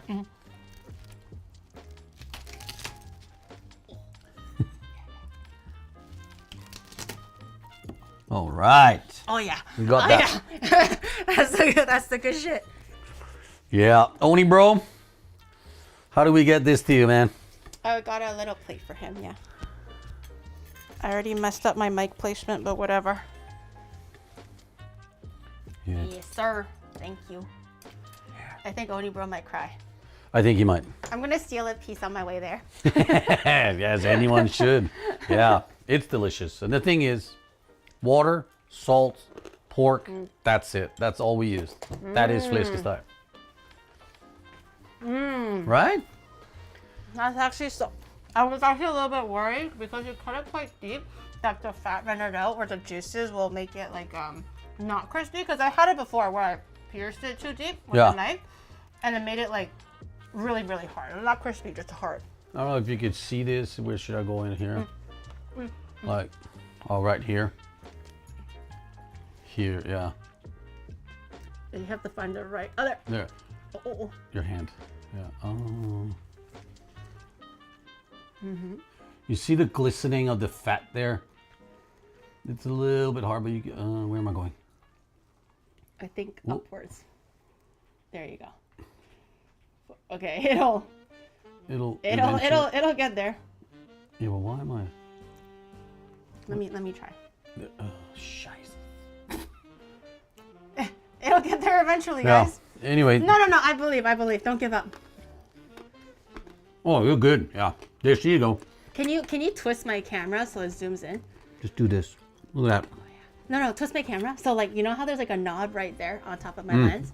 I'm gonna hold it right here and then you zoom in, okay? Oh, no, this one. And then just pull in this direction.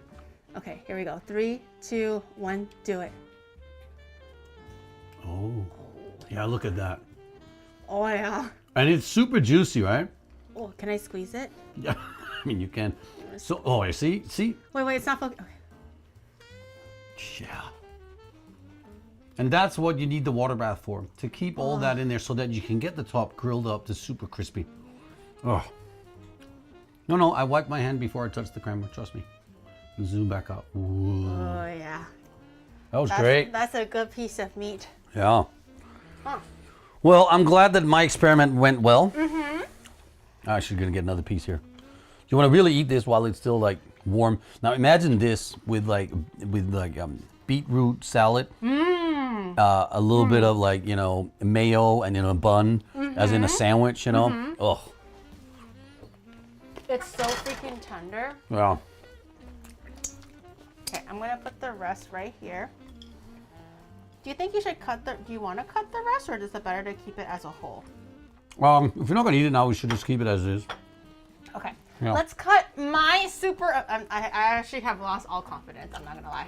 Let me put this one over here so we don't fill It's the kind munch of, up. guys. Listen to mine. It's kind of there. Listen. That sounds good. It's kind of there. Show the bottom. Oh, this is the marinade. Oh yeah. The marinade is fine. Oh, but it also smells very different. Oh, that's got a crunch. Oh, look at that. Okay. I mean, it's tender. Looks good. Looks really good, actually. It's tender for sure. Okay.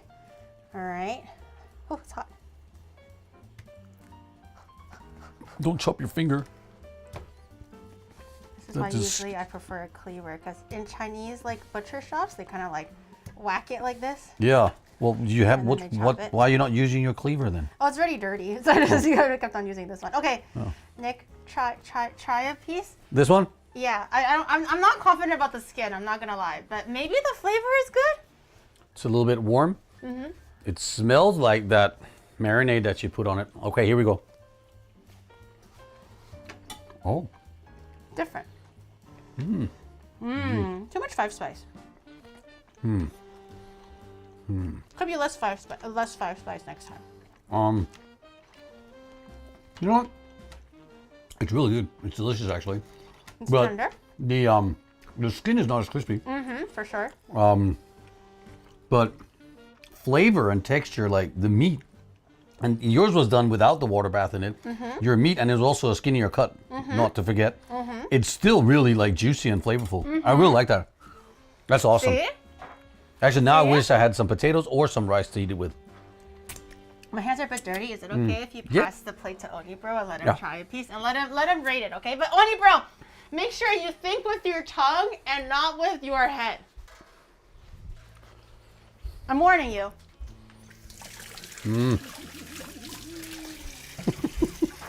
Think with your tongue and not with your head, okay? That's all I'm asking. Make sure you're actually tasting it and not just going like, oh, I love Nick. Nick is my lover, and then you just choose Nick to win, okay? It's okay to have a man crush. I can handle it. Who is your man crush? Me? My man crush? That's a good question. Who do I have a man crush on? Onibro for his geniality, for sure. I mean, it just gives a list out there you can start on about. But I mean, who do I really like? No, My master. Okay. Sorry, I don't mean to interrupt. Okay, hold on to that thought. Onibro has now gotten such a big head about everyone going like, oh my god, Onibro, you did all this, Onibro. Yeah. That's amazing. Onibro now, he fishes for it. If you thought I fish for compliments, I fish for compliments for content, guys. Okay, I'm like, oh, what'd you think? It was good, right? It was good. Like, I do that shit for content to make myself more annoying because it's funny, okay? However, Onibro was like, how'd you like the setup? It's Oh, that's good, funny. right? He always does that creepy smile, and he was like, oh yeah, I spent a lot of time on it. You like it, right? Sorry, you made me have a thought in my head. Go ahead and then finish. This is great. No, I think my biggest real man crush was my original karate teacher. Right. This was the man that I flew across the world and ended up spending the rest of my life here with and for. So he was such an inspiration, And he passed away 3 years after just after I graduated. He died. Oh, really? And then there was this huge gap in my existence going, what do I do with myself? Right. And that's when I started kickboxing and went professional and got into a whole different level. Well, if you wanted to romanticize a little bit, it's almost like he found the one to pass down like all the knowledge. You were that guy, and then he's like, okay, my job is done. And then he passed away peacefully? Here's the crazy thing, and I don't like to what do you say, blow your own horn or anything? Right. But No, blow it. I was literally the last student to live and train with him for 3 years that speaks Japanese and English. There's no one else. There's only 2 foreigners who ever graduated from this program, and I'm the last. And so that puts me in a very unique position to spread that mission and that word and that teachings and everything of who he was and everything. And so I'm very fortunate that I now get to do that sometimes. That's why I go to Bulgaria all the time. Why Bulgaria? There's a big, what do you call it, Dante organization. Okay. And I teach and I also do the ring announcing for a professional kickboxing event over there. So I call people out, fighting out of the blue corner, onigiri, stuff like that. Oh, okay. And I really enjoy it. And I also get to teach. And within the next couple of years, we're going to try and develop it. It's called Senshi. You can look it up if you like. You also watch it for free on various outlets. If you look for Senshi Free TV, I'm sure there's a whole bunch of apps that comes up. And so we're going to try and build it into the next big thing, basically. When will Gary fight next? Do you think I can carry on your teacher's fighting spirit and live within me too? I think, and I have to be serious when I answer this question because I actually think absolutely not. But when absolutely not, just say that. That's not the thing. Absolutely not. But I mean, that being said, there is something about when someone teaches you, you will always forever remember the first things that someone taught you, right. and that will always be with you. So whatever I end up teaching you or training with you, if it's walking towards a mountain or if it's doing a barbell squat or everything, all these things they will carry on to you into you what I've learned through my 50 years of 51 years now alive, and that passes on for sure. And then also a bit of that spirit. And so yes, there will be residue of all that. I am basically his master lives within me now, chat. We are practically one big fighting family of martial arts together. I feel Master Oogway descending into my soul, penetrating every fiber of my being. When I do that, and I'm gonna grab his eyeballs and I yank it out with full force. Yes. I think it's true. It's true. I want to try this. Yeah. I want to try your cauliflower stir fry before we get ourselves too into the spiritual world. Oh no, that's not just simple cauliflower at all. Whoa, wow, that is so good. My dad makes it all the time. You know what? When we talked about if you're going to burn it or not, it's got a kick to it too. What is that? It's the Laogama chili oil. Ooh, okay, yeah. Satay sauce. Yeah. And spicy bean sauce. Absolutely. Here, can you do me a favor? I want some more of this. We came here to eat, all right? Ooh. Yes. There's more of your pieces too. Yeah, that's fine. I've had that so many times. I want Onibro to eat his heart out of that one. Oh, yeah. Hey, wait, there's a crunch there. Hey, I found one. I found one that was actually crunchy, Gary. Good job. Found one. Yay! I'm happy for him. So what was the rating? Geary is 6.5 and Nick is a 9. Oni bro, are you rating with your mouth or are you rating with your heart, man? His heart. He's definitely rating with his heart and not with his mouth. There's no objectivity in any of this. The way to a man's heart is to his belly, so that means he's being honest. Are you saying I'm starving, Oni bro? Oni bro's a starved man. He's like a Victorian child passing away, all scrawny and ridden with what is it called? This is awesome. I really enjoy this. I mean, I would never have been able to put the array of flavors together and make this without looking at a recipe book. But this is actually for what we worked with. You and your made up little whatever that is, a prison of a pork belly. Yeah, you did incredibly well. It's 4,000 years of tradition, all concentrated into one little pan, Nick. You're not understanding. I guess I lost. That means I have to say the punishment, right? I guess I lost. I guess I'll say my punishment. For those who weren't here earlier, whoever lost has to say that Vikings suck. So I mean, I guess I lost. So I guess I'll say it. So here it is, guys.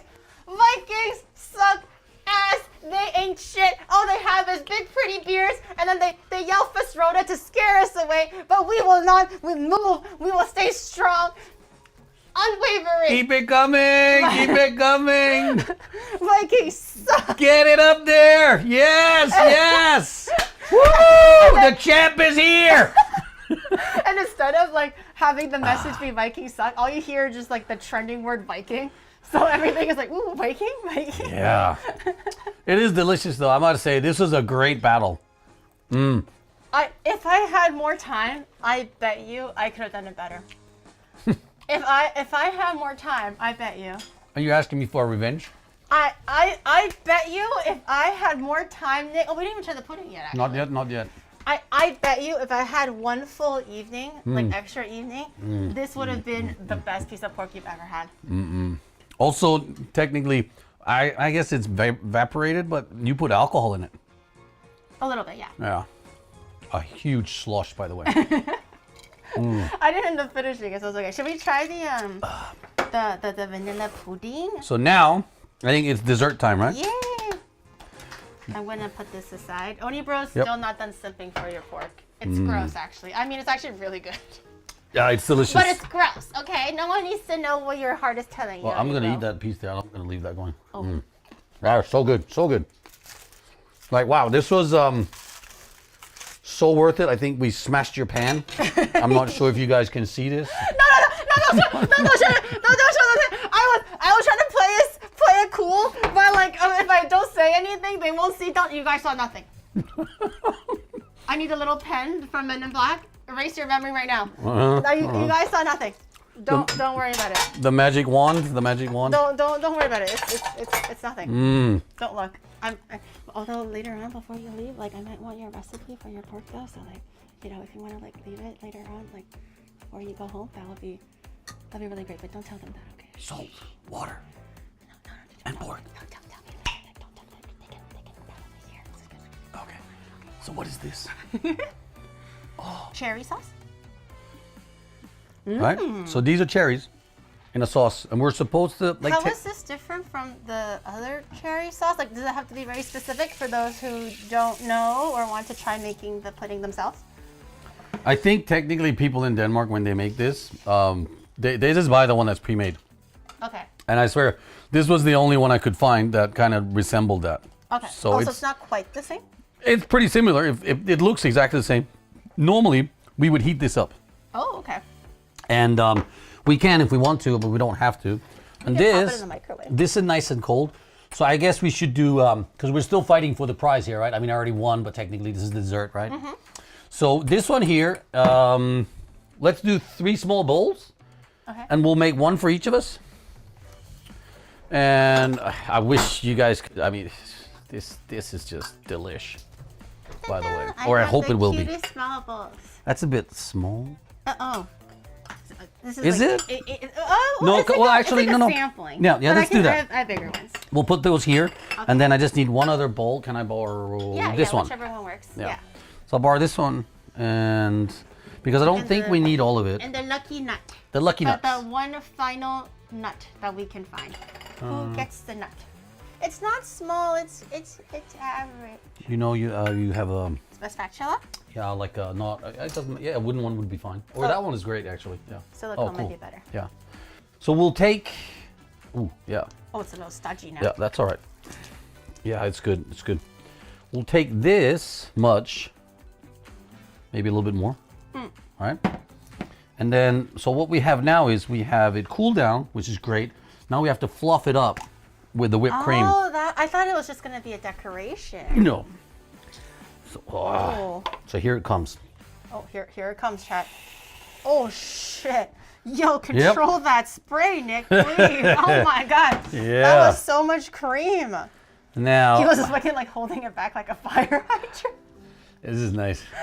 So the idea for this is that you want to make it really fluffy. You don't want to smash it in there. So you want to be really gentle. So this is actually really nice. Onibro is still moaning from the pork. I can hear him. Yeah. He literally was like I could hear his chopsticks scraping, and he was like, mm. It's good. Yeah, we need more. More? Okay. Yeah. Okay, Onibro. I think Onibro needs to be the one doing whatever this is. Yeah, this is a cool play also. Yeah, don't be afraid to use a lot actually.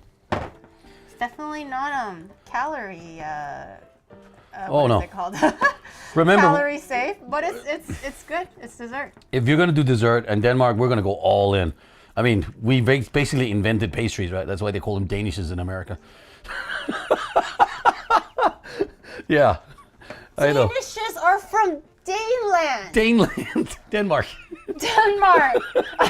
For a second, I forgot. So I'm like, fuck, my sentence is already coming out. I gotta figure something out now. So I said Daneland. Yeah, it's true. Danish pastries went to the Americas, and then it just became a Danish thing. Yeah, because there were so many bakeries. I mean, bakers that migrated and stuff. Okay, so do you want to try and just fluff it around? Yes. And so this looks really hard, right? But you can tell now it's really fluffy, right? Oh yes. Yeah. So just mix that in a little bit. The question is, do you want to heat up the cherries or not? We can pop it in the microwave if that's okay. I think that might be fun. Okay. To do. Yeah, I think you're good there. So you want to just like, yeah. If you can pop these in the microwave. Sure. Maybe not as is. I'm gonna get another vessel. Yeah. Another vessel that's safer. While you do that, and I need you to not look. Not. The. Yeah. But that means you know which one is in. No, because I'm gonna do the switcheroo. Oh, okay. The little magic thing. But if you're like checking me out when I do it, maybe you remembered it. So. 3 cherries is okay, or 2 each. Just, I think 1 each is enough because it's a small little, cute little bowl there. Do you think this is A little bit enough, more or- sauce. Yeah. Okay. Okay. Yeah. Okay. You can handle that while I pop Yep. this in the microwave. So I'll just put that over here, and then we'll fill up each little bowl. Oh, I can't use the microwave. The oven was on. It's too hot. Never too mind. hot. We might have to do room temperature. Okay. My bad. Okay. Yeah, I'm almost ready, but I'm just gonna have to ask you to turn around. I'm not looking. So if you guys didn't hear it earlier on, like the tradition is in Denmark, you do the risalamande, which is called, this one is called risalamande. So it's basically rice pudding. And you chop the almonds inside it, which is great. And then someone gets the full, uncut, naked almond, like that. And I'm gonna put it in one of these. You can try and tag along and see which one it is. For now, we know, all right? Good. I'm gonna hide it. And then I'm gonna mix the other ones up to pretend that we don't know which one I put it in. Yeah, and she's clearly not watching, which is great. I'm just gonna put that over here. Now we're gonna do the switch around. So pay careful attention. Here we go. And it's a 1 and a 2 and a 3 and a 4 and a 5 and a 6 and a 7 and a 8 and a 9 and a 10 and a 1, 2, 3, and 4. Okay, even I don't know where it is. Okay, Can you I may look. look? Yes, you may look. Yay! Now we have 3 bowls. We're gonna put some of the cream, some of the sauce here on top. Wait, no shot. They made my dancing stream into an emote. Is that the thing that I was looking at yesterday, but I couldn't see it because it was all in words instead of an actual emote? I basically did a magic stream last week or something, and ended up becoming a dance stream instead. It didn't turn out to be a magic show at all. And then they took a small clip of that and made it into a freaking emote, bro. That is cool. But they're spamming it right now, but Yeah. I didn't know that they did that. That's mean. Well, let's focus on the dessert then. Okay. Yes. Here we have them, 3 different beautiful bowls. Okay. I would say onis go first. Okay. So you guys get to pick. What happens if I We get it? them to pick. Oh, chat. Okay. Right? So let's rank them 1, 2, and 3. Which one is from here? We go from closest to me. Would be number 1. Middle is 2, and that's 3. Closer to where she is. Chat. What do you Chat. think? Spam. So we're voting for me now. Do you want me to pick up cup number 1, cup number 2, or cup number 3? I have a third spoon right Yep. here. Which one? 3. Which one would you like me to get? 2, 3. Theoretically, if Nick doesn't even know, theoretically that means you guys don't know either, unless you guys are very observant. I don't think anyone would guess which one was. Well, There's a lot of it feels threes. Like, yeah, I feel like 3 is the. I think even on YouTube chat, a lot of them is 3s. Yeah. It's really weird. Not weird. Sorry, it's rare that Twitch and YouTube are on the same page. We Yeah. know, but the Clippers know. We wouldn't know. You don't know. This is an honest vote. Okay. Remember, the battle is to get the You full want the almond, right? You want the almond. Yeah. But before you eat, we're all gonna eat at the same time. Okay. All right. then- So now we need onis. So Oni Bros. So you guys can still vote for. So now vote for Oni Bro. Does he want 1 or 2? We're now voting for Oni Bro. Because I mean, I don't. We're there's not a lot of voting ones. for a Whopper. 1 or 2. There's no Whoppers hiding in here, you fucking dumbass. What 1? It seems like 1 is the. Hey, Whopper is like really dominant here. I don't even know what that means. He's just a simp for Whoppers. He just like literally. I'm like, hey, the sun is shining, and he's like, do I see a Whopper? No, I'm not going outside. Like that's. I love It this doesn't guy. make any I sense. love that guy. I love Whoppers too. Okay, No, so you which is don't it? say that. Don't say that. Don't say that. Then he's Okay. gonna be like, oh my god, Nick likes Whoppers too. Shut the fuck up, Oni bro. Stop it. Extra cheese and extra mayo, thank you. Yes, there we go. Stop it. Why did you say that? Why did you say that? Now he has more friends to just go get Whoppers with. You suck. Yeah, just call me anytime, bro. Anyway, which is it? 1. I believe 1 won out. One was like, it was kind of dominant there. Let me give this to him. All right, This that better means- have garbage in it, chat. I swear to God, Nick better be hiding some kind of like used up chicken bone or some shit, or I'm gonna cry. Now, remember the rules on this one, right? If Sure, you Oni, get bro. the almond, you have to be able to present it with the full almond unbitten. Otherwise, you could have been cheating, okay? So depending on how the almonds were chopped up, yeah, just make sure you cipher through the pudding in a nice way. Okay. And no like looking in and saying, hey, where is it? Can I find it? You have to eat it. Okay. Right? Yo, you're missing something here. Oh shit, sorry. I forgot my bad. 3, 2, 1, eat that, Yes! My neighbors are gonna be very concerned. Yeah, so, okay, I'm gonna take a bite. I have to go back and forth. All right, I'm gonna do it. This is fucking good. That's smooth. Wow. That is way better than I expected. That vanilla corn sugar that you added to it. Oh, the crunch of the almond surprisingly is really delicious too. Yeah. That was rice. Cooked in milk. I'm trying to like finger my nut with my tongue to try to find it. I'll have But it's proving trauma over difficult. that comment for the rest of my life. It's proving difficult. Finger, Because I'm trying to like feel it, you know? finger my nut is what you said. Yeah, I'm trying to feel for the nut with my tongue. Actually, this is so close to what my grandmother made. I think I would make her proud. And it's not too sweet either. Oni bro, have you gotten the nut yet? Remember, you're not supposed to just eat it like a caveman. Onibro eats everything like a caveman. You have to present the full nut and able to get the prize. Full nut or nothing at all. No. No, you didn't. No. What happens if you do a false alarm? Nothing. But look at that. There's some pretty chunky pieces in there. I did good chopping it up. Yeah. That's why you don't want to chop it too fine, otherwise it's too easy.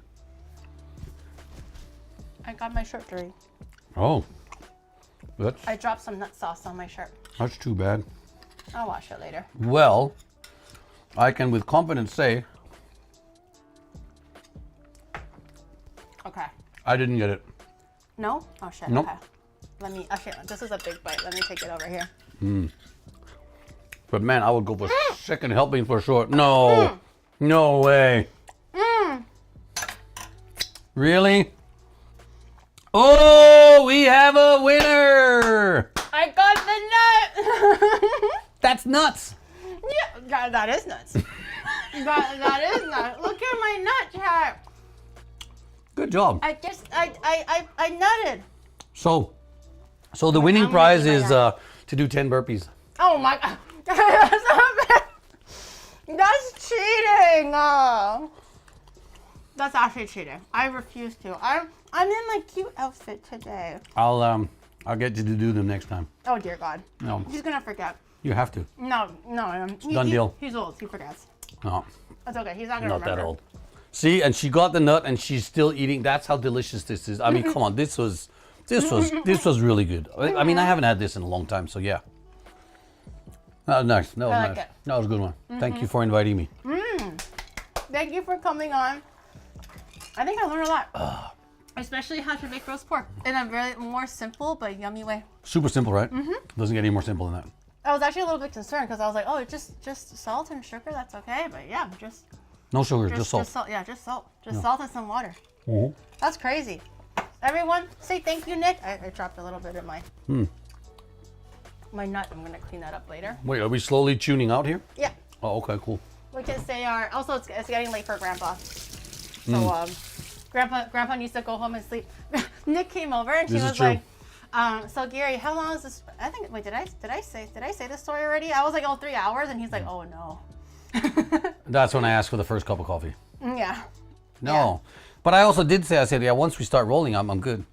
You know, I'm happy to do it. It was really fun, actually. I enjoyed it. That itadakimasu is going to wake up anybody. YouTube outro. This is true. Everyone, say bye YouTube.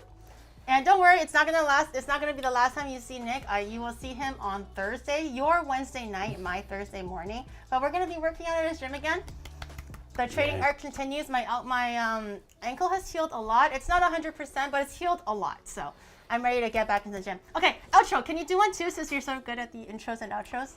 So which camera? This one? This one? I guess this one. That one. This one. All right. So, thank you so much for joining our cooking show tonight. If you like what you see and you Now see what this you one. like, You changed why it. don't you just go ahead and subscribe to that channel, leave a comment below what kind of pork belly you like, and who is more nuts, her or me, and we'll see you in the next one. Wuss! Us.